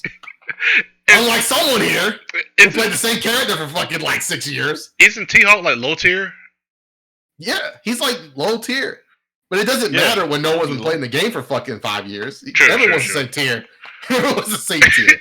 Everybody's the same tier when nobody's been playing. Is that what you're saying? Yeah, because if I pick the Akuma, you think I'm gonna land on my shit? Akuma sucks. If you haven't played in 5 years, Akuma sucks. You're just gonna die in 2 command throws. That's true. Yeah, especially if you don't remember all of it, all the routes and stuff. If you don't remember that Akuma stuff, okay, if I can play Akuma pretty good, but if I don't remember how to do most of the stuff now. But if I had picked Akuma on him, which beats T-Hawk, you know what the reality it was? I'm gonna do something, be at 0 frame advantage next to him. He's gonna command throw me, and then I'm gonna fucking get out, and then I'm gonna go in and press offense again. And then I'm not gonna remember how to fucking do my shit. He's gonna neutral jump ultra, and I'm dead. 1 command throw and ultra, I'm dead. Now, so nothing about Akuma being good at any play on this dude with a sound game plan with his low tier ass character beating me and Poke Chop with our fucking attempts at playing fucking Street Fighter 4, which we sucked. We couldn't even fucking punish half the shit he did. The dude fucking did some hella punishable shit to me. I never punished it right. He won the tournament, or did Poke Chop win that tournament? No, he won that shit. Oh, Poke Chop was mad. Poke Chop was salty. Okay. Oh, it was double jeopardy. Oh, I bet you won't say shit to Poke Chop though. What you mean? You brought that shit up just now, but I bet you won't say that shit to Poke Chop. What? I would say that. What he lost to a T-Hawk? Yeah, I bet you fucking play your ass. Why wouldn't I say that to him? I mean, you wouldn't want a money match, Poke Chop. Nah. No, like watch the tournament footage. But what I'm getting at, the point of the conversation was that there's ways to make shit cheap and make it interactive and fun, and make it make it feel like the guy had to work more than 2 hours in the training room to kill you. I guess. Yeah. Obviously, at the end of the day, it doesn't matter. But I like to have at least a little bit of respect for my opponent. I have like no respect for anyone in 5. Like, why would I respect anyone in 5? I could literally replicate what they do in like less than an hour. Right. The only character I would say I can't do it is probably Manat, and that's because she has negative and shit. And you could, but I mean, I piloted characters that are way harder than fucking Manat. Like I piloted Carl Clover, fucking Zato. You could do shit. They're way more difficult variants of that. Yeah, and guess what? And guess what? That shit that they do, that Manat does, it's not a V trigger. You got to do it the whole time because the game wasn't designed around losing. So the cool part of the character is just attached to the character from the get go. That's also another thing, by the way. I think the real reason I'm happy V triggers are gone and they kind of stepped away from 5 is that it seems like my biggest gripe with 5. This is actually my biggest gripe with 5. Out of all the bullshit they pulled, This is the biggest problem. The funnest part about your character in 5 is tied to losing. It's really, really shitty. It's a very bad design. Because let's say, hypothetically speaking, I play G. Right. And I'm so good locally that, like, in my little neighborhood, that I don't lose. And I almost never fucking, like, I would never, like, my character would be half a character. If I never got to access V-Trigger, the actual fun part of G is not, like, accessible to me. I would have to deliberately get hit to get the fun part of fucking G. That actually doesn't. You know what?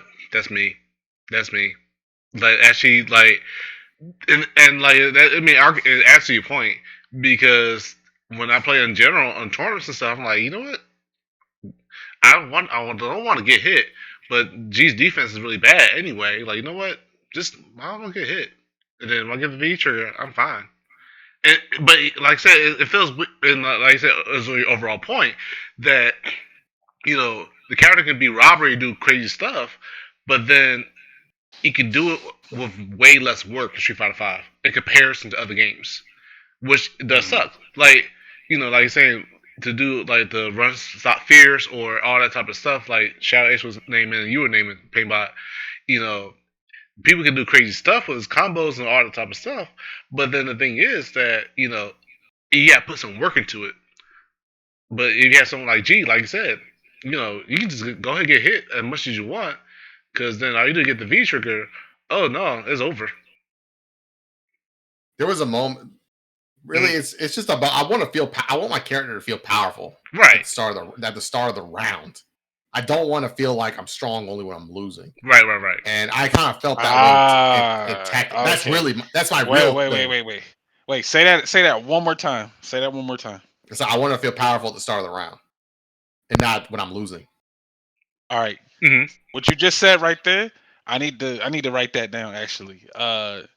Well, I'll go back and I'll listen to it, but I'm gonna particularly look for that particular part, because that's very important what you just said, and I'll bring that back up later. Go ahead, keep going though. You know what game does that actually perfectly? Samurai Showdown. You are fucking ridiculous at the start of the round.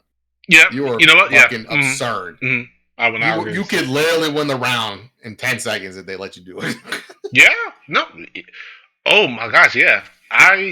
Because things you have your super, like, when you get SSM. Yeah. SSM. And one SSM into a heavy will win, right? So you feel ridiculous at the start, and then they have weapon flip technique, which is a better V trigger. Essentially, it's not like better in the sense that it's stronger. It's just a better designed V trigger. Right. Weapon flip is just V trigger if it was like designed by someone who gives a fuck. Because fucking weapon flip you get from getting hurt, but you have to land it for real. True. And on top of that, it's timed. You can't just have that shit for the rest of the round, which means it makes you predictable in its use. If V trigger was obvious and had fucking like weight to like its decision making, and it was timed, then the matches would be more like, it would be more involved and fun. But because V trigger is like, you're gonna get it no matter what, you can use it however you want, and then fucking whether it hits or not, it's irrelevant. Then it's like, it's just a fucking foregone conclusion that you're gonna go for it, and it's not really like a decision you're gonna make. You're just gonna go for it. But fucking weapon flip, you have to make a bunch of fucking executive decisions. You want to use that shit, and if you're wrong, you may lose even worse. Let's just say I give you. Let's say I'm beating your ass, and now you got weapon flip.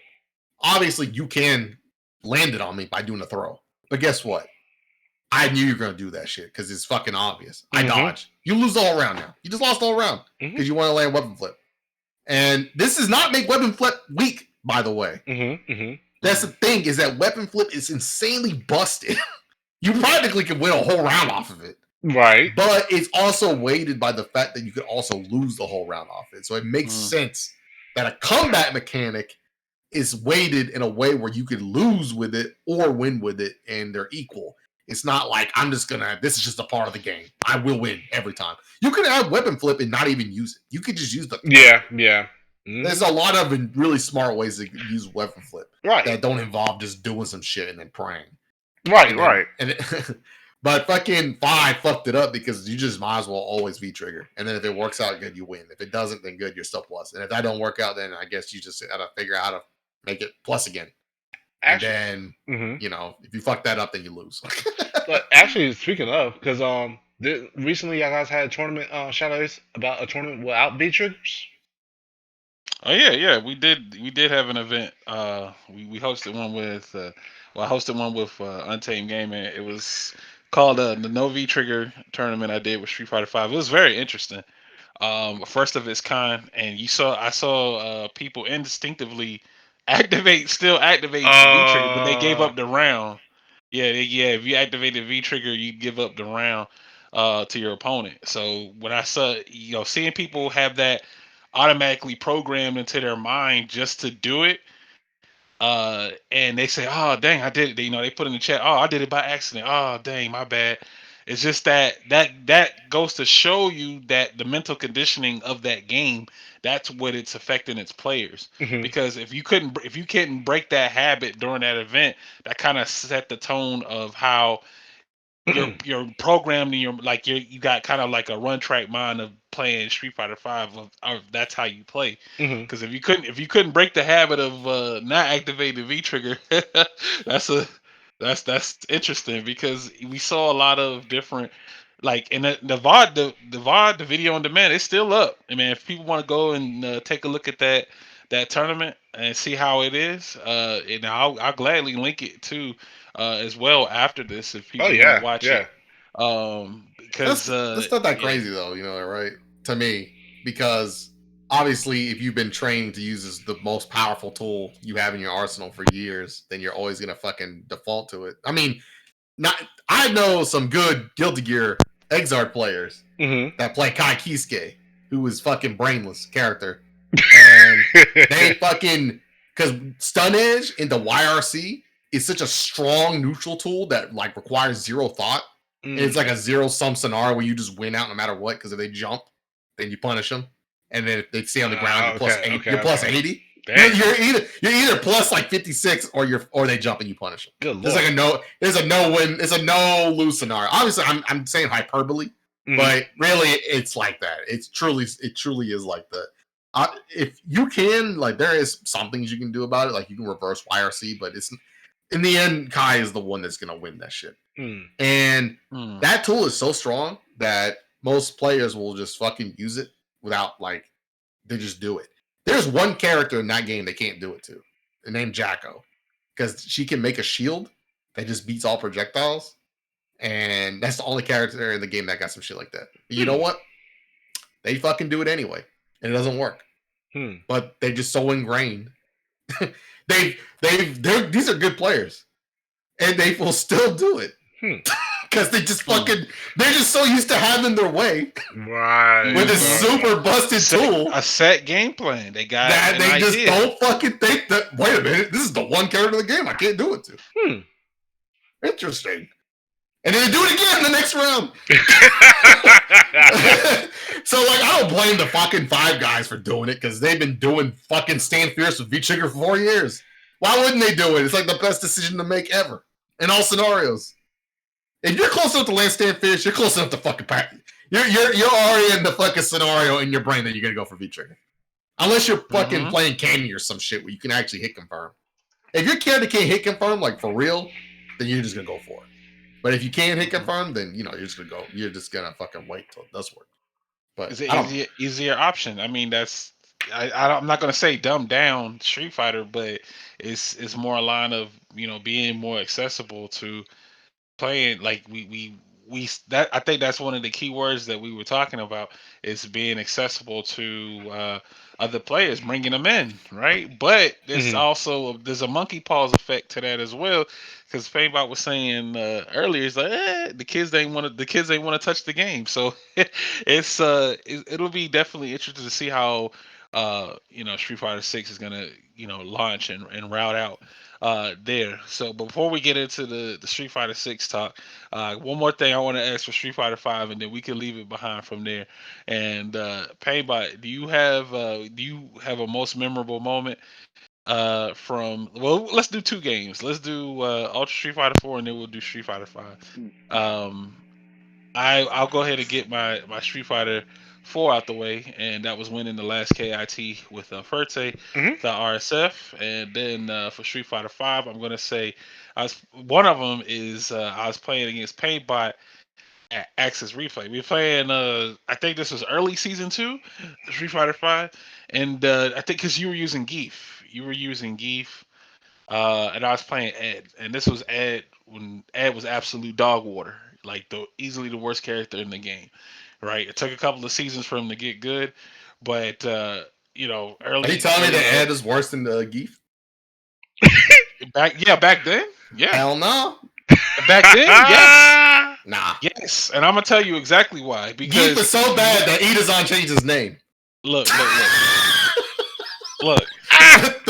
was about to change my name. Changed his name. I was about to change my name back then. Look, I'm gonna tell you what happened. We were playing a match. We were playing a match. It was loser side. We were playing a match, loser side, and it was the last game, last round, last set. I had one, you had one. We both needed, whatever the round to move on into the bracket. I remember this. I'll never forget it because I did low forward, upper, and then super, right? And that was the combo to close out the game. Close out the game, right? You fell out of the super and recovered and blocked, and I did the full super animation, the whiff, and you punished with super, and I lost. That's before they fixed it. That's before they fixed Ed, because people used to fall out of super all the time. It was an issue with his the distance on the upper, because it used to not push as far back, and they had to fix that. So once they fixed it, people stopped falling out of the super. But when that happened, I think that was to get into. I don't know if that was to get into top 8 or top 3 or whatever. But I lost because of that, and I was like, at that point, I was thinking into my head, yo, man, yo, fuck this game, yo. I was literally about to quit because you fell out of my super, yo. And I was like, how? How? I did the damn combo. You just like, oh, I'm gonna wake up and I'm gonna just do super, and I lost. And people were like scratching their head. They're like, oh, dang, that sucks. I was like, yeah, that does, yo. That's your biggest Street Fighter 5 memory? That's the one with you. Yeah, that's gonna be one of mine with you because Why is it gotta be about me though? Because I was frustrated. I was frustrated for me as a player for something to deal with. Because you said you said we were talking one about of our them. big. I said one of them. Why it gotta be about me though? Because I had to bring that up. Because that's when the character was bad. Because that's how long I've been playing the character. So are you trying to say I only won because I fell out of that super? Yes. Yes. If it fully juggled, I would have won. But he fell out of the super. As a matter of fact, I think I could actually go back and try to find some footage about that. So why would you bring that fight up? The reason why I bring that up is because it motivated me to yo, I could have either walked away and go play something else, or I was like, you know what, I'm not gonna give up. Maybe they'll eventually, fix it or whatever. And I kept playing. Your ass should have walked away. A lot of people did. You should have did it like me, right then and there. Wait, you walk away. That would have been the alternate path. It would be to walk away, yeah. He could have been a well-versed fighting game player, but he still was playing Street Fighter. Painbot walk away. And he should have walked away, man. Even though he won the match, Painbot walked away for you. Yeah, I'm like, well, if he ain't gonna walk away, I'm walking away. You said you walk away for me, man? I'll do it for you, Ace. I'm walking out of here. Oh, that sucked so bad. But yeah, I can't believe you brought that up. Why would you bring up a memory of me fighting you? I barely do. I don't even remember that shit. I don't remember I almost don't remember anything about 5, honestly, outside of Painful. Because you tried to scribble it away from your memory. He said, "How dare you tell me this?" Yeah. Look, I'm just saying that was I had to bring that up because it was a tournament experience. That's why. That's why I had to bring what's your excuse for when you lost to me the last time? That wasn't an excuse. I'm just telling you what happened. I'm not giving no excuse. Yeah, but you said it's because Ed was bad. Ed was bad. He was a bad character. Good, but he was good the last time I played you. Huh? What do you mean? I'm talking about way back when. I'm not talking about any other recent experience. Yeah, but he was bad. You lost, and good. You lost. Are you trying to make it seem like you only won because the options of that? Because of that? Because of the OS? Yeah, the OS. You thought I'm trying to bring in the OS for you? That? Look, man, it's all right. If you didn't practice your combo and I fell out, it's fine. What you mean? I just explained to you what happened. How it happened. You knew that shit don't work, and you did it anyway.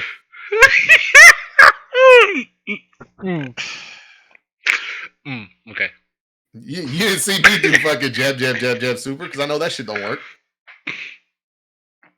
I was a gamble. It was a gamble. I had to take the risk. I had to take the risk. Desperate for the win. I had to. It was enough to close out, and I didn't want to guess anymore because if this would have been Street Fighter 4, you could have did Crouch Mean Kick Super. I mean, yeah, but it's two different things. Oh my god, it's two different scenarios. So what's one of your moments there? Yeah, what are your moments for Ultra and Street Fighter 5? Then I'm trying to think of like my best or favorite Street Fighter 4 moment and 5 moment, and I really don't have any. You don't have any? Okay, I mean that's fair enough. I mean maybe it's just I don't have like I don't have any like memories of 4 that were like, oh, this is awesome. Like, because I hated Ultra. I fucking hated Ultra Street Fighter 4, and I was just trying to get by, so I was picking every character I could. So I don't really even have a character I was really sticking to back then. And then Street Fighter 5, I was literally in physical agony playing because I had my like episode of like depression during that time, and I had a lot of really, really bad like cluster tension and headaches back then. It was really painful. So every time I was playing you guys in 5 and beating y'all, I was under like the most duress ever, just trying to play because I was literally just in pain, just sitting there. It was fucking ridiculous. So when I beat y'all back then, I'm gross. Because you don't want to fucking play me with not having a fucking like vice on my head. I see. I thought you was gonna say for your Ultra. I thought you was gonna say being in the team tournament or something. Nah, man, fuck that game. Ultra sucks. Oh, Ultra Street Fighter 4 is trash. Like that game was terrible. They fucked that game up on its way out. So we had no place to go. They're like, all right, well, we got to release 5. This is going to be dog shit. So we got to make sure 4 is trash on the way out. Oh, by the way, get rid of 4 from the circuit. Only 5. That way they'll have to jump shit. They have no choice. But make sure to only show replays from 4 because 5 has no memorable moments like Capcom Pro Tour. Sheesh. Isn't that crazy? They got no replays of 5 for Capcom Pro Tour, but they'll show them 4 replays all the time. It's almost like 5 is trash. Like, you talking about during the commercials and stuff? Yeah. The blast from the past and all that. Where's the blast of the past from 5? There is none. The fucking matches are trash. They might as well just show you a burning pile of garbage if they're gonna show 5 instead. They're like, here's a gift, and here's a gift of some trash. They might do that for 5. They might do that for 6. They'll show old matches from Street Fighter 5. Ace. If they do 6, and they only show 4 matches, I'm gonna fucking laugh my ass off. Because that just means that shit is so garbage that even Capcom is gonna fucking like. They wanted to wipe it from history. Wipe it from their fucking shoes. Like they're just like fucking. They're like fucking. They like go to the fucking like welcome mat and they just scrape the fucking 5 off their shoes. Like, all right, new fresh start.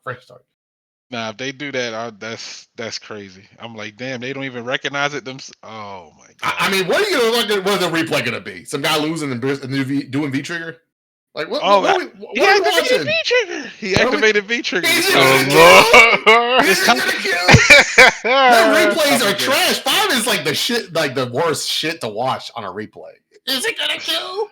Oh, he activated V trigger. Is it gonna kill? Like this is the same shit every fucking 2 seconds. Yeah. At least when I watch 4 replays, it's usually like some insane comeback. Yeah. Like a really hard one. Like this dude dies of. This dude will die if he's touched on chip one time and from anything, and the guy wins, and it's always insane. But fucking 5 is just like, all right, V trigger, he guessed wrong, he won. like what's the replay gonna be about? There's not the guy ain't gonna do an impressive combo. I'll tell you that. So we might as well erase all impressive combos from there. He's not gonna do impressive offense because there's nothing impressive about the offense. He's just guessing. So just wipe that shit off, and V trigger just make you plus automatically. So what's impressive about that shit? Just wipe that shit out.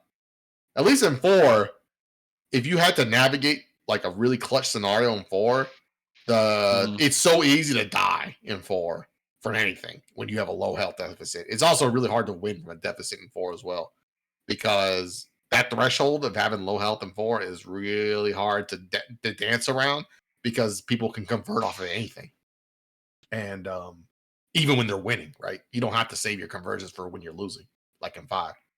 So in 4, you can convert off of damn near anything. So everything's a tightrope when you have no health. So almost all that shit can be replaced. Not only that, but like every time, some of the replays in the Capcom Pro Tour are just fucking people doing the same combos to win the round, like Sako. That shit don't exist in fucking 5. We gonna show them that all day? You gonna show them that 10-minute replays? Oh, is it gonna kill? 30 seconds to find out. Oh man, that well, I mean, so much for that. I thought, there may have been no, I have no pleasant memories of 4 or 5 in terms of in times of Ultra. Like the only memory I have that's actually really good of 4, I have one good memory of 4, and it's not even when I didn't even know any of you guys before this shit. I was playing in a GameStop tournament, and I went to the first GameStop national tournament where they did like regionals and shit. They did like a district tournament, and then they did like a fucking like area tournament, and then they had like a whole regional tournament. And then if you won that shit, you would go to like some other tournament where you fought like the winners of all the other regions. And that's the one where like Daigo and Justin fought. And I'm fucking like, that was my first like attempt at playing shit in a competitive environment. And I played Vega, which is the worst character in the game, aside from like Dan, which potentially Dan could have been better actually than Vega. We just didn't know. And I got pretty far. I got to like near the end. But the memory of me playing that, there's one match I'll never forget. Is this fucking dude who came in wearing a stupid ass headband that he got from the fucking box, that collector's box. I remember that. Oh, that fucking Joker, man. He played fucking Geef. And his plan was good because he's playing Geef. He's just like the T-Hawk shit. This guy had a plan. Does anyone know how to beat Geef? That was the plan. And that dude came in. He's like, yeah, I came in here to win. He came in with his buddy, who was like dressed real sharp for no reason. I don't know what the fuck that guy was dressed so sharp. And I was like, who's this dude, the manager? Like, this guy's the fucking manager or some shit. I'm like 19. So I'm like thinking of all this crazy shit up, right? I'm like, this is the fucking manager for this dude. And I had to fight that dude, I think, second game in bracket. And the brackets were one game and you're out of the whole tournament. What? Yeah, it's wow. Togeki and fucking damn SVO and fucking GameStop, man. Savage. Oh yeah. And so one game and you're out. So this fucking asshole, I had to fight this dude, and he did the normal Geef shit. He wasn't that good, but he was good enough to use a fucking Geef mix up. And he did the typical I play Geef for 3 days shit. I neutral jump, fucking command throw. I command throw when you do some shit on me on block. And when I wake up, I also command throw. Like, he did that shit. And he never even fucking anti-me one time. But regardless, I'm playing Vega. My character sucks. Ass. Really bad. I'm talking, you guys have no idea. That's a trash character. That is a absolutely dog shit character. Had like no fucking combos. Combos didn't work on what combos he did have. Didn't do no damage. He had like no utility. He was one of the few characters in the game who couldn't fucking combo his ultra. He was like the worst fucking character in the game. And I I fought that dude. I just beat him with medium punch. That's what my meat was in my gameplay. I just fucking learned how to use medium punch really well. Crouching medium punch. Yep, that was his only good button really outside of Samurai House and Cosmic Heal. So I really hammered down learning how to use crouch medium punch, and I was doing my best to fucking poke him out. And I beat him the first round, and the second round he fucking landed an SPD on me, and he paused the fucking game when he landed it on me on the ground. So I had to look at it, and then he laughed at me and unpaused it. I died. And he laughed out loud. He's like, "You really think you're gonna beat me, bro?" And I was like, "This guy's gonna fucking die." And I beat and punched his ass into oblivion, but it was close. I was one Ultra 1 away from dying. And you know what I did? Man? I did the only gimmick I had. There's only one gimmick in that game with fucking Vega or ever. I did heavy rolling crystal flash on Geef, and on block, I canceled into super. And he probably had never seen that super before. Because he stood there, and I grabbed him with the Zuna drop. And I did the full super Zuna drop and beat his ass. And then everyone in the room laughed. And then his friend looks at the dude, he's like, "I thought you were here to win, man." That is my best Street Fighter 4 memory. The guy in the power suit. Yeah, the guy in the suit was laughing at him. That was my best Street Fighter 4 memory. Beating that dude. That was his manager. I beat that dude in front of his manager, his stupid ass headband on, and I beat him with the stupidest, most useless gimmick ever. Bro, that level of gameplay, it was the best thing I could have ever did. Sweep the leg, Daniel-san. Sweep the leg, yeah. That's my Street Fighter 4 memory. That beats all Street Fighter 4 memories. I have a video of it, by the way. Please. No, it's gone forever. I deleted it back when I was like fucking 22. I didn't really care about any of that shit, so when I cleared my channel, I got rid of it. I wish I kept it now because it'd have been funny to show y'all, but that's hilarious. It was pretty good. Was this his dad? Was the guy in the suit the dad, or was nah? I think it was just his homie. I don't know why the fuck he was in a suit. I don't know if he just came back from the strip club or some shit. I don't know. Out here, he's here with his client, the headband on. I don't remember his name. You don't remember his name, do you? I don't remember his name. He was not. He's not a part of the immediate fighting community or anything. It's just a guy who bought the game and thought he was nice. Which was 95% of the people, 99.9% of the people that fucking played Street Fighter 4 GameStop tournament. Which, by the way, obviously now I know that it was rigged from the get-go. Because how the fuck are we supposed to beat Daigo, who's had the game for like 7 months? That's true. That was the finals. Oh, during the finals, though, the region finals. Yeah. So who were the top players? Justin and fucking Daigo. Who got to play the game for 6 months before the game actually came out? Justin and Daigo. Who's gonna win these tournaments for the first month? Crack beta users. Obviously, it's gonna take a while. It's the same old song and dance, man. It's the same old song and dance. That shit is the same as it's always been. Always fucking the classic. At least I'll give Daigo in the Japanese a pass because obviously it's a Japanese game with a Japanese arcade release, so they're gonna get it first because we don't fucking have arcades. But here in America, we only have like 2 places that could ever get a hold of some shit like that. And then so the people that play fighting games already know where it's at. So they're going to be holed up in like some dungeon playing the game before everyone gets a fucking hand on it. So anyone who isn't part of New York or Cali loses automatically for months and months and months. I remember like people used to be like, well, you know, East Coast is really just New York and West Coast is really just Cali. What? And I was like, that doesn't, like, why? Why is that like that? And then the more I think about it, I'm like, yeah, it makes sense. They just have the shit before everyone else. Always. Forever. So since they always have the shit forever, they will always be the strongest for X amount of time. And to undo that, it takes a long time to undo, like, months and months and months of training. I'm pretty sure they already, you know, the copies are already loaded up on the truck and being shipped out to those locations. Oh, yeah. As we speak. I'm pretty sure Red Bull got fucking Bonchan a copy 4 months ago or some shit. You know, there's all kinds of... the full game. Yeah, man. Like this whole talent, man. There's always some fucking underground shit.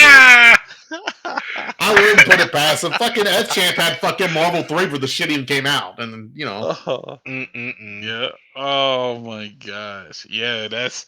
I mean, so much for the competitive edge, man. But hey, look, it's almost like can you imagine if someone invented tennis, but then there was guys playing tennis for 10 years, and then they're like, by the way, guys, we invented a game called tennis. Let's see if you guys can beat us. Like, of course, the guys that have been fucking like on the ground floor are just gonna win for like a long time. I'm They've been done. practicing for 10 years. Ugh. he knows. He would already know. I mean, this it ain't nothing new. Like you said, the circle of life. It repeats itself. So he good for a good while. A lot of people. It's gonna take a while for people to catch up, and that's what it is. Even whomever had access to the crack, they're more likely going to be dominating a couple of the tournaments in their locals scene. They're going to be untouchable. So also another. You just gotta look at him like, why are you playing Kimberly?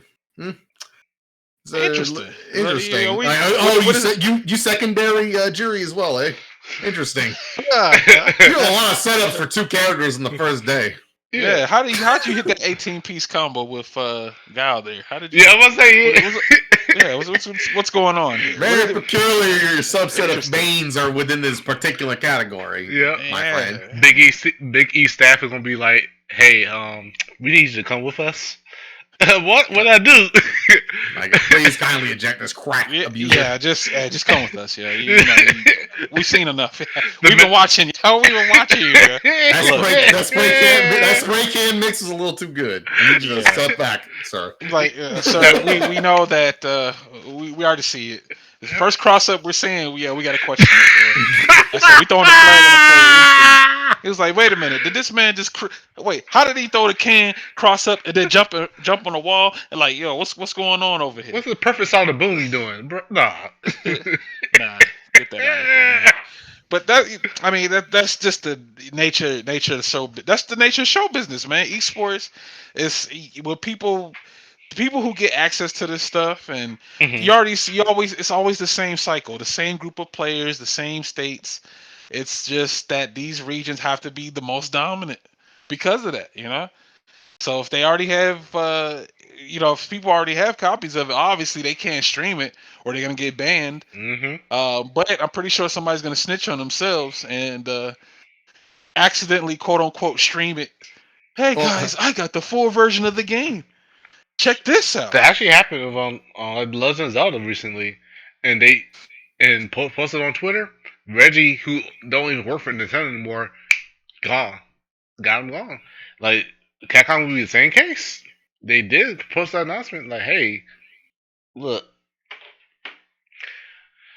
So I mean, yeah, people don't be on. Well, you gotta look at it this way. They're doing another beta, right? So they're gonna fucking right. These fucking pieces of shit that are making content. They're gonna be like, I just made all this content. They're gonna put like months of footage on their fucking YouTube channel. Oh my God, this is recent beta footage, I promise. Yeah, everybody's gonna be right for the picking. Just imagine you're a brand new player, and you hopping into the beta for the first time, and then some guy who had the crack since for 8 months, you got to play him as your first match or something, and then that person uses you as content for their thumbnail. Check out my amazing kin combos day one. Or beta footage or some crap like that. Shit, I'm gonna fucking when I play, I'm so fucking lucky, man. The first like 2 months, I'm not gonna be really working, and I'm still getting paid. So I get to play Street Fighter 6 on for 16 hours a day for like 2 months. Yeah. So when I do that, I'm gonna fucking I'm gonna definitely take some nice thumbnails. I'm like Painbot beats crack abuser. I'm just gonna post my Manon just stepping all over his fucking character refix. Oh no, you said the M word. Oh no. Either Manon or I played Manon or Jury or Honda or Maurice. I don't know anybody. They all look interesting. The game mechanics are so good that I'll probably just play a little bit of everybody, honestly. You know what? Yeah. Because I did that. The game mechanics are good. You can play almost any character in the game and have a good time. I mean, I played almost every character in Samurai Showdown for a little bit. It's fun. Street Fighter 4, I played almost every character in Street Fighter 4 because the mechanics are good. Right. 5, I played like one character. I did not want to fucking do anything else. I Right. was like, fuck this shit. I'm just gonna let my B trigger go home. Honestly, that's the same case. I think like if the game is really good and it has like the mechanics that's like really fun to mess around with, like you'll be actually. I think you'll be more willing to experiment with everybody in the cast. Like despite the fact you're gonna have like a main or whatever in a in the long run.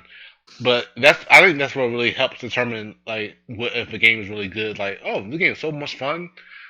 You know what? I'm playing with Luke, even though I don't play this game. I don't play that character. Like, I just want to play with him just because the mechanics are fun. I'm excited. Like this, how I'm really excited. And I think you'll see a lot of people that actually want to experiment with a lot of people with different characters. Eventually, then they go to the main. But yeah. Mm-hmm. That's where we're at, man. You know, it's wild to think that Street Fighter 6 would be someone's very first Street Fighter game. They're lucky. You know, they're lucky as fuck because they could have been playing 5 first, and now they're fucked for life. Damn, I mean, that makes you feel old out there. I apologize, but hey, as a member of the Gray Hair Society, I had to state that it'll be a lot of people's first exposure to the series, and they like Painbot said, they get to skip past the nightmare and go straight to the dream on this one. Yeah. I'm pretty lucky that 4 was my first like real. 2 was my first Street Fighter. That's the best one to me. Ooh, obviously, because it's my first one, right? So like to me, I love Street Fighter 2, no matter how busted it is. Ooh. But my first like attempt at being like competitive was Street Fighter 4, obviously because we had online play, right? Right. And for those of us who don't live in fucking California and New York, that's really the best option we got. So I was able to play Street Fighter 4 online, and that was my first like actual exposure to learning how to be good at fighting games.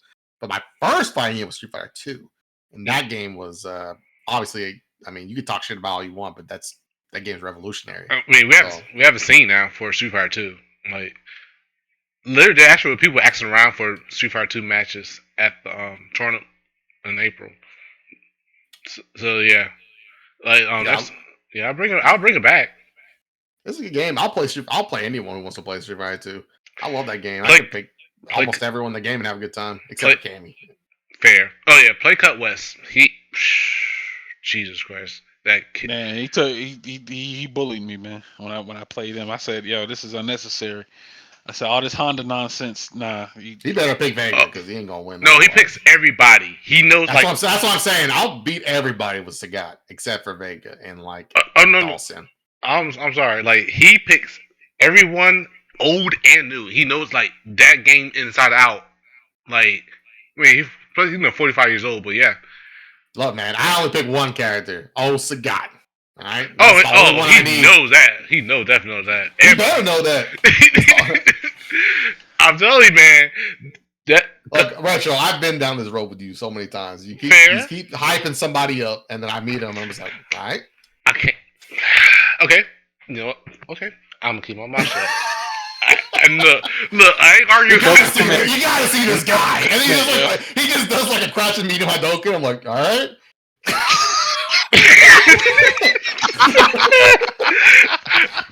I feel like I've been down this road so many times. He said deja vu, yeah. You gotta see this guy. This kid, he's ridiculous. He just like fireball, super. Oh no. Right?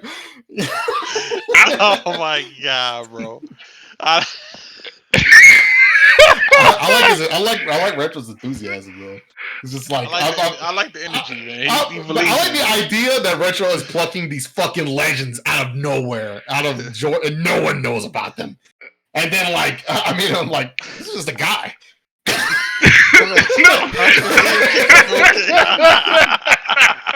just a dude.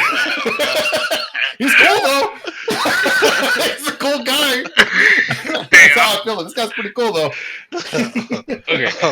True. God, I mean, I do be like that. Is it now? Of course, he's 45 years old and stuff like that.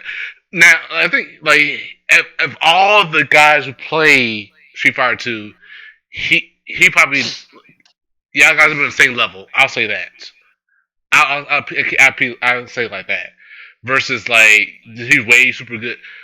It's just that where we have like thousands of footage where his thousand kills us. Like we Yeah, was. that character is fucking cheap. That character is okay. Most people bitch about Sagat. Mm-hmm.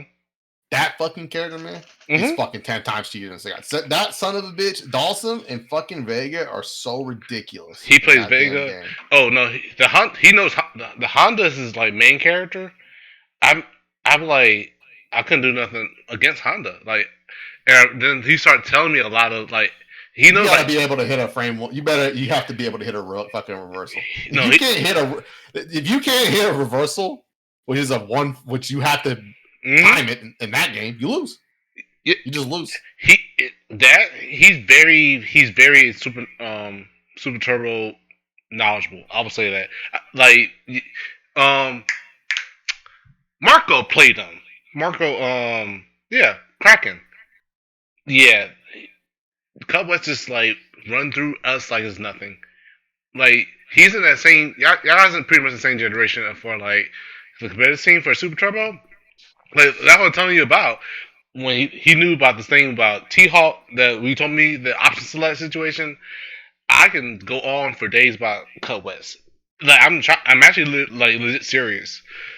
I'm trying to be not as super like as hyperbole about things, enthusiastic. I know, I know, exaggerate, but there's like cause things like, for example, in the same tournament, like Pochak, like I expected Pochak to do really well in MKX, but then we have a player named Lucas who is 21 years old, ran through him and Clint. Yes, they haven't played in a while, but the way the guy Lucas played, we can't beat him.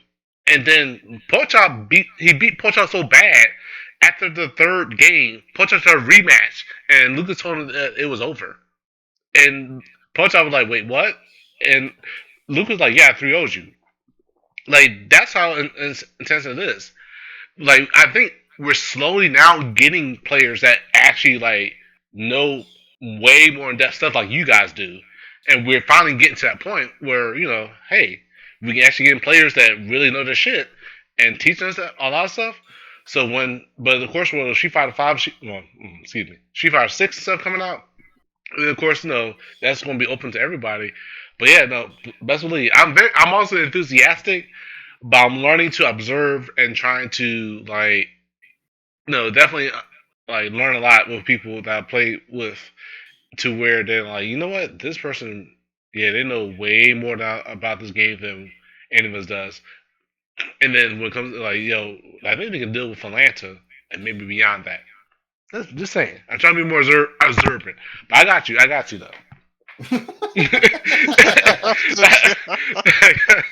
I mean, action's gonna have to speak louder than words. Right, But right. Painbot said he heard this story before. This man said he said he's a legend. He does this, and that. And he said, "Coach, Jimmy, you kick a dual kick." I was like, I'm dying. Look, man, Painbot. Look, Retro. He believes, man. He believes. He doesn't. He likes to give people the benefit of the doubt. You know what I'm saying? So Mhm. it's understandable, but don't like he said, don't set them up for failure, man. If they I won't. just if the person is super solid, then let them. And then they gotta get a little bit more accolades on their belt, but just definitely appreciate y'all take on everything, especially Street Fighter Five, wise. But we got to look towards the future, man. We got 2 weeks left in the tank, Man, and you what I'm almost saying, there. Paintbot, man. You know what I'm saying. I had to ask you this question. So I'm gonna look towards the future because I'm curious to see what your thoughts are on this question. What do you think Street Fighter Six would be like 6 months down the line after it releases? Do you think people Hmm. will go back to whatever game they were playing, or Ultra Street Fighter Four, Street Fighter Five? Now that Street Fighter Five is considered a retro game, by the way. Sorry, them's the rules. But yeah, what do you think? I think Street Fighter is like the king, right? and when it comes to fighting games, because it's like the original and it's kind of the one everyone looks to. Mm-hmm. So when Street Fighter V was a big pile of dog shit, it kind of fucked everyone up a little bit, I think, and everyone split off. But I think there's a lot of people who've been kind of waiting to get back in. That with 6 looking as good and as promising as it is, I think everyone's going to give it a good attempt, at least for 6 months, right? I don't think everyone's going to just dip after like a month or two. There will be some people that are like, you know what, I like Strive more better. They just go to fucking Strive, but I think the retention for it will be really good, and there will be more people to play. Really, the exciting part is having an insanely large pool of players again, because we had that in 4 in the beginning, and I think 4's retention was pretty good until like AE, and then it kind of fell off a good bit after AE. But that's mainly because the guy that made 5 was responsible for that stupid decision too, and he 5'd the shit out of it. But I think 6 is a good shot. I think six months down the line, I think it has everything it needs to retain. Now, if you want me to tell you what I think the meta is going to be and shit like that, I just think that whatever character, it's always the same shit, man. It's always like whatever character abuses the mechanics is the best. So whatever character gets the most damage off the easiest shit in neutral is going to be the one that's the best one. I don't know which one that is. It could be fucking Ryu. Who knows? Usually Ryu's pretty strong in the first version of the game because, they built the game around Ryu most of the time. I'm assuming that's why they gave every character in fucking Street Fighter 5 a V skill that beats fireballs. That's the only thing I can think of. But pretty much every game, when the game comes out, Ryu is pretty fucking strong. So I'm assuming Ryu's going to be pretty fucking strong. Street Fighter 4, vanilla, Ryu's pretty fucking strong. Street Fighter 5, Ryu, really fucking strong. They nerfed the shit out of him real quick and fucked up DPs at the same time.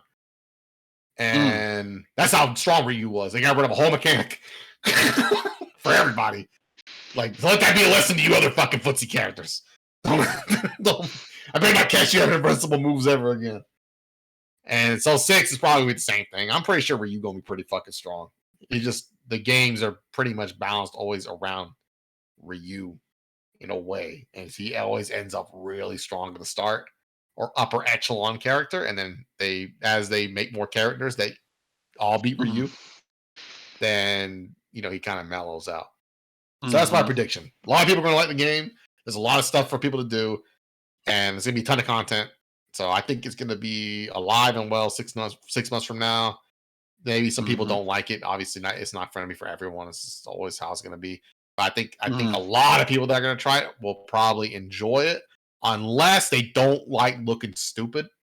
Like, obviously, if you want to abuse, if you're like a guy that likes to really abuse shit and don't like to change his game plan, and this is not the game that would be like that, because you could just call him out, right? You just call someone out hard body in this game for shit. So I'm guessing if you don't like to be called out, then you probably don't want to fucking play this game. Like I wouldn't expect someone who plays like Dragon Ball Fighters to play Samurai Showdown. They didn't play Dragon Ball Fighters to be fucking parried once and lose. They picked Dragon Ball Fighters so they could do a fucking 3-minute long block string and hold up grand finals for an hour. Retro. Yes, I know. Yeah, I know. You gonna break that up, yeah? Nah, dang, man. Look, man. Retro. I'm Retro, not that. like this, yeah. Not like this. I admit my faults. I'm transparent, and the whole scene knows about that. So look, I understand. I learned my lesson. All right, I got everything planned out for the future of things, and we're good. Yeah. Said it won't happen again. Oh no, definitely. No, definitely not. Won't happen I'm gonna keep talking shit until I see that it doesn't happen again. Oh no, I know. Don't let it happen again. No, that's Please. the thing. When I learn from Painbot, I will learn. I need that one time. That's all I need to know. All right, that's my piece on Street Fighter 6 for the most part on what I think is going to happen. I think Ryu going to be good. I think it's gonna be fun for most people, and I think it's gonna gravitate towards people that just like really like interplay. I guess they want a more varied, like in dynamic offense. Because, like you said, with 5, it was kind of like it was just a matchup thing, and you would just kind of run your gameplay, and that's it. But can you imagine how 5 would play out? Is if you had a fucking parry, then you wouldn't be throwing fierce out every 2 seconds, right? Because Yeah, now you then got to be careful you about got what to. buttons you throwing out. You got to be even more careful. So, like to me, 6 is just gonna be for people that enjoy that kind of game style, and I'm hoping more people like it because I can also see the reverse happening. There's always the potential that I'm fucking wrong, and people hate that shit. People don't like having to be careful all the time. But for me, that's the most fun. That's when things are most fun. When two people are really like what's this guy up to? Like when two people really give a shit about what the other guy is doing. That's when it's most fun. I hate when the game is completely one dude doesn't give a fuck about the other guy and he can win. Like that's just super annoying. Yeah, when you don't care and you win, I think that's very savage. Yo. Yeah, I ain't gonna lie. even me, like if I'm way better than the other guy, but I know that this guy may just be paying attention and parry me, I still have to give him at least a little respect, right? Just at least a little bit. Because if I'm wrong and he parries the shit out of me, not only will I look like an idiot, but he's gonna kill me. I'm like, damn, I was really that obvious. Damn, like I don't want to feel like that. All But right, yep, yeah. that's that on that. Yeah, fair enough then. So we're getting ready to wrap it up here on our end. Of course, want to thank Painbot and Sir Retro dedicating their time to make this happen for episode 8. Retro, do you got any announcements? Oh, we have tons. But first, Okay. well, for sure, of course, I'm gonna start with yours because definitely that's still coming up. And give me a second. Oh, that's right, that's right. I have to switch over to this on your end. Yep, just one of the many thousands of one of the thousands of tournaments that are being ran. This is just one of them. That release weekend, a lot of scenes and states will be busy. A lot of people will be in the lab. People playing offline, training mode. Do not disturb. I'm calling out from work. This, that, and the third. So it's just going to be a very busy weekend. Oh yeah. Yeah, this is just going to be one of those tournaments there. So this is co-hosting this with Tape Gaming for season 1 online tournament. $300 pot bonus. Already got 20 deep signed up so far. Of course, we're expecting more as we get closer and closer to the release date 2 weeks from now. But there you go. That is the event. That is the Twitch stream that will be streamed on that date and time. As far as signing up, definitely hit up the Untape Gaming chat. Well, I don't have the link, but yeah, definitely check that out on that event if you want to catch some day one action. Yeah. Cool. Yeah, like I said, man, that weekend will be crazy. Like already, we got there's tons of tournaments that's going to happen for sure. Release parties, the day after release, and then of course, with the Untamed Gaming, you know a lot of people gonna put lots of money on that, and plus $1 million going to start. That's gonna be a starting point for a lot of people. Like, hey, if my start, hopefully I win a couple hundred this time. Eventually, a year from now, I won like $1 million for Street Fighter 6. Of course, finally, after so long that we've been quiet, trying to put stuff together, I can officially announce the details of our tournament for season 2 of Easy Kai. We're going to have a new location actually in Gray, Georgia, Mop Top and Beardy, the comic game cart shop. We now going to have 4 locations all over Macon, Georgia, Warner Robins, and Gray, Georgia. Well, 4 locations across 3 cities now. So, of course, we will still same format as last time. 15 players will be qualified through the points, and then we're gonna have 16 spot also for last chance qualifiers during the finals. Of course, the games featured is Smash Brothers, Tekken 7, Guilty Gear, and of course the newly beloved Street Fighter 6. So, of course, more in detail. The goal will be graphic will be updated. We have a new point system now. So total will be 3 Nerd Cup tournaments, 5 Reboot tournaments, and combined 15 Parks and Rec slash Mop Top tournaments. So you have now way more chances to qualify for points for the games. And of course, each event is going to have not going to have all of the games, but it will have enough variety of them so that way you know you can go to various places and so forth to qualify for the game that you want to play in for sure. But in addition, we now also have the phase 1 of the tournaments that's for at least the summer. So that'll be on the 3rd of June. We will have the NBC tournament, followed by Mop Top, then reboots and more Mop Top, and alternate around. So you have a variety of events to go to, um, and their different frequencies and whatnot. So, like I said, definitely at least almost every week there's a tournament that you can go to and qualify for. But of course, more in detail, we now have the official information about each tournament. So, NBC Showdown on June 3rd will have Guilty Gear and Smash Brothers at 12 o'clock. Of course, a little bit more with $12 venue fee, 14 for both games.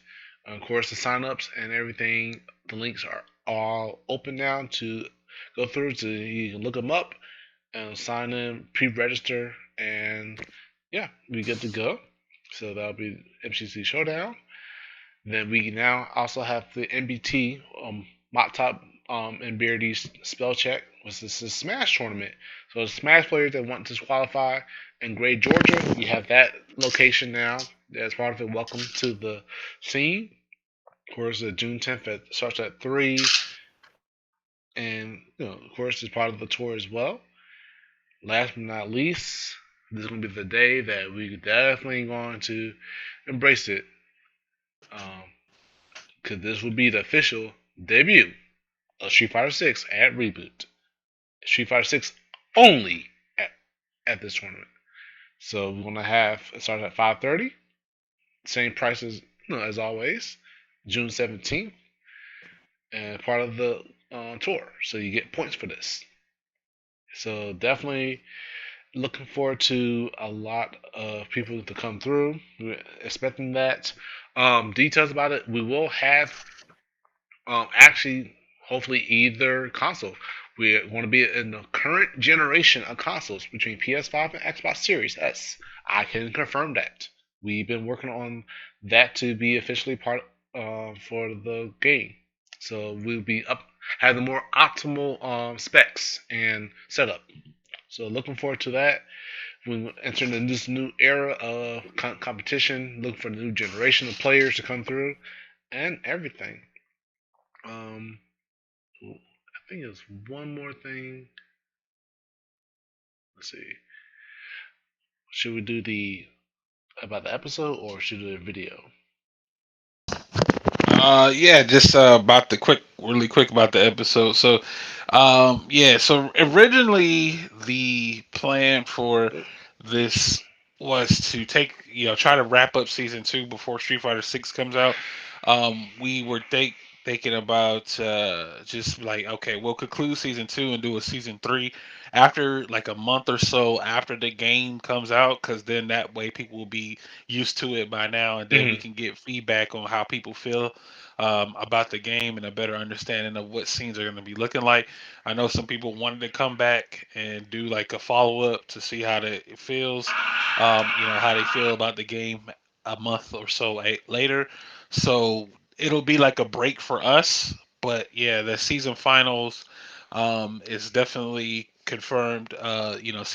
Season finale going down actually less next week, so we'll do like a retrospective of the previous episodes, and talk about some other things before the final launch of the game. But uh, the final episode for the season. Yep, indeed. There you guys go. That's our little teaser that we got for you for the guests. It'll be me and Retro hanging out, chopping up shop, and just trying to send off season two the right way. We'll go on like a little mini vacation again, follow up, um, and give credit due to all of the season two people who came through and made this happen. So it's a bit shorter season than season one. I think season one we had like 13 episodes, not Mhm. counting the filler episodes, Right, I right. believe. So yeah, it was much longer in season one, and in season two we got just 8. So I think that's fair enough. Standing up for episodes. So yeah, so season three is definitely going to be in the works, a month or so after Street Fighter Six launches. Oh yeah, definitely. And like I said, yeah, because like I said, the chapter of Street Fighter Five has come to an end, and definitely like to reminisce the good things with it. The good and the bad as well. For the 7 years that I've been with the series, it's crazy that for the Georgia scene to experiment like um, a lot of ups and downs of the scene for a long time, and definitely looking forward to what's going to happen for the future. Like I said, people, in even our episodes and podcasts, people have been talking about it. There's some excitement for Street Fighter Six. There may be some potential worries or concerns about it, but either way, we'll look forward to how it turns out. And yeah, looking forward to it. This upcoming thing, I actually do have this prepared. I did not expect this more or less until later on this around the time, but we actually had a documentary for our Middle Georgia FGC, and shout out to Larry Sullivan who graduated recently from Mercer. He did a documentary for us, and he wanted to showcase our features and everything. This is based off the time when we was getting ready for the finals for the Cherry Blossom. It's a little bit longer than expected. A little 8 minutes long, but you guys want to watch it? Y'all guys are more welcome to definitely check it out. But, yeah, so let me know how you guys feel about Yep. All right. So before you hit that play, since it. it's a pretty lengthy documentation, don't want to hold up Painbot Right, right. here. Yeah, yeah. So Painbot, you got any closing words before we play this video? I think he said someone was at the door. Wait, what'd you say? Yeah, I said yeah. So Retro, he's about to play a documentary video to close out the podcast for tonight. But before he does it, do you have any final words that you want to get out? Play Samurai Showdown when the rollback comes out. Hopefully, Okay. that's all I got. Okay. Hopefully y'all will play. Hopefully everyone that watches this will play Sam Show when the rollback comes out, and hopefully when it comes out, if it works and it's not dog shit. Fair, fair. That's the one thing I hope for. Hmm. Okay. And then where can the people, the good people, find you at? I don't. I guess you can go to my YouTube channel, which is named Painbot TV. I don't really do social media at all anymore. Oh, but respectable. Tis your choice. But once again, thank you so much, Painbot, for spending time with us and hanging out with us on this episode 8. But Painbot, ladies and gentlemen, man, y'all, round of applause for that man Painbot for coming through Definitely and appreciate it, man. dedicating this time with us, man. GG's. But well, with that being said, Sir Retro, you can go ahead and take it away. But if you guys want to follow me on social media, I'm at Mind of Shadow Ace. I'll post up about events and things I'll do at that nature. So again, that's at Mind of Shadow Ace on Twitter. That's probably like the only other social media thing I do outside of Facebook. But I think that'll be it. Season two. We'll do the final wrap up next week here with Sir Retro before we well, before Street Fighter 6 comes out. And thank you again for everybody for tuning in, all the new viewers and people who are in the chat, the usual suspects. Always want to thank you guys. And so Retro, take it away. Yeah.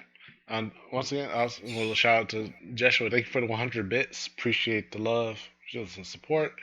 Of course, like I said, you guys definitely enjoyed this video. I was very proud of it and didn't expect that turn as incredible as it was. No, you know what? I did expect it to turn incredible because Larry Sullivan is an amazing person. Shouts to him. So yeah, here we go.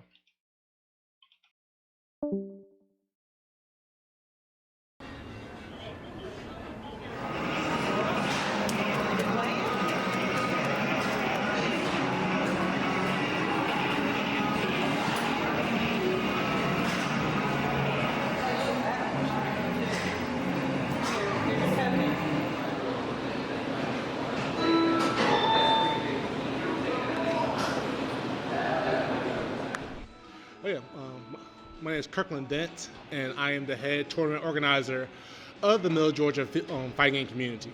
I have been part of the Middle Georgia fighting game community for over a decade now, and since then I've been held as the head TO or tournament organizer of the group since then. So what makes it unique and kind of stand out in a sense is that the people actually, the amount of commitment and consistent support of the games that they have passion to play in, that remain over everything else over the course of years.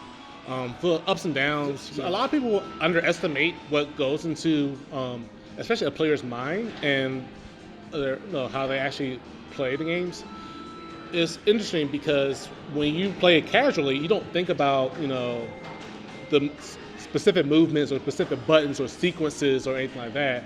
But once you get a grasp of the fundamentals a bit and you want to venture into that, it's like a different world and you look at it a different way. You basically see like numbers, you see specific movements, you see precise moments. You see things that you would think is like invisible to the human eye type of thing. If it's like exaggeration to people who may just more casual about it. But you do see things differently, and it's where when you play against someone else, in that same plane of like the mental, it really is interesting. If anything to connect to like outside of it, chess would be like a good example. It's basically you see two players play against each other. Next you see them in one section, another section. To a casual person would be like, no, why they're there, or why in that spot, or why they keep doing this move over and over, or why they keep doing this attack or whatever, or why they don't press anything. But to the players, it's like they see something else. They see the patience, they see a strategy, they see something that's like, you're not going to imagine this person going to do this. How I'm going to react to this, what's going to happen next. Because that's also falls for the casual. You don't know what's going to happen next. And you have to learn how to plan ahead, but then prepare for the worst. So this tournament is like, who's going to take it all? Who's going to win? Like, everyone looking at this thing like it's WrestleMania. Like, it's ridiculous. We've never seen anything like this before. Like, for us, our scene, this feels like it's overwhelming because we never experienced something at this level in a long time. Well, my goal for the weekend is to make sure the tournament goes as smoothly as possible. But also just to watch and to be immersed with the experience, because I know that I can imagine the amount of hype, the amount of money, the amount of good times, the amount of fellowship that's going to happen. It's going to be I can't imagine, and the fact that we at least have recorded, so when things I don't think like things go sour, but later on the line, like look back and say, man, look at what we did. Like, look how much we did. Look where we at. Trying to get more, but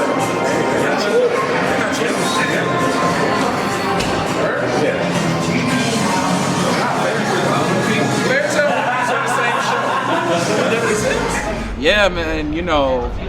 I'm not gonna lie. I'm not trying to flex or nothing, but there was like a year straight at Reboot where I was undefeated in Street Fighter, just tournament after tournament after tournament, from September 2021, September 2022. My friends call me C-Pain. My gamer tag is Datebane, but most people just see it written, they just say Databane, so I go by either. It's been like that since middle school. On Street Fighter, I main Zangief. I don't know if you can see right there, but y'all probably don't know about that. But the character that I play, Zangief, worst one in the game, by the way. His inputs require 360 motions, and beyond that, his special requires 2 360 motions. So I got this tattoo, to sort of commemorate like Zangief. It's pretty much, if I'm not playing any other game or watching anything on TV, I'm playing Street Fighter. That's just what I'm doing. Street Fighter. When I say I love Street Fighter, I'm talking like I wrote my college entrance essay to Georgia Tech about Street Fighter. And in that essay, I said the sentence, Street Fighter isn't a thing I do, it's a place I go to. Well, I'll tell you what, the first person that I got matched up with plays on like the pro circuit. So I'm not gonna lie to you, I wasn't ready. I needed some milk. But he washed me pretty good. It got in my head. But when I went to the next round at losers bracket, I took a dub. Yeah, let's go.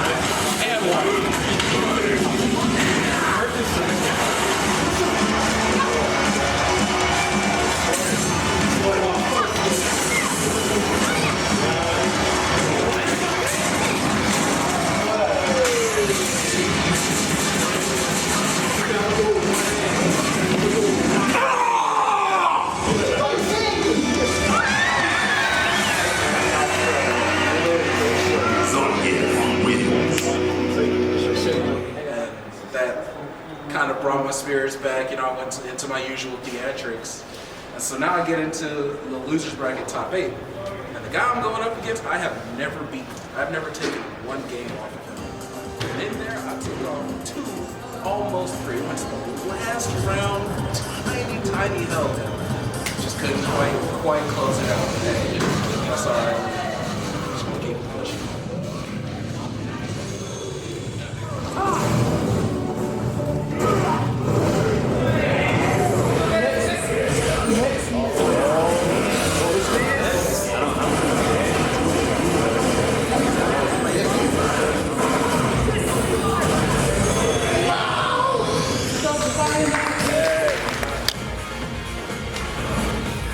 Let me hear it one more time. Let me hear it one good time. Come on, y'all know what I want to hear. Oh, brother!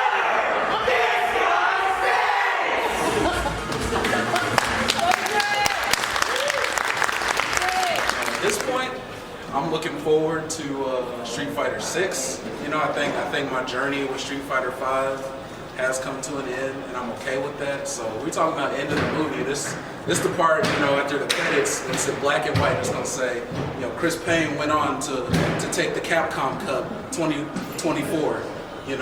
So just wait. The story's not over. Just wait for the sequel.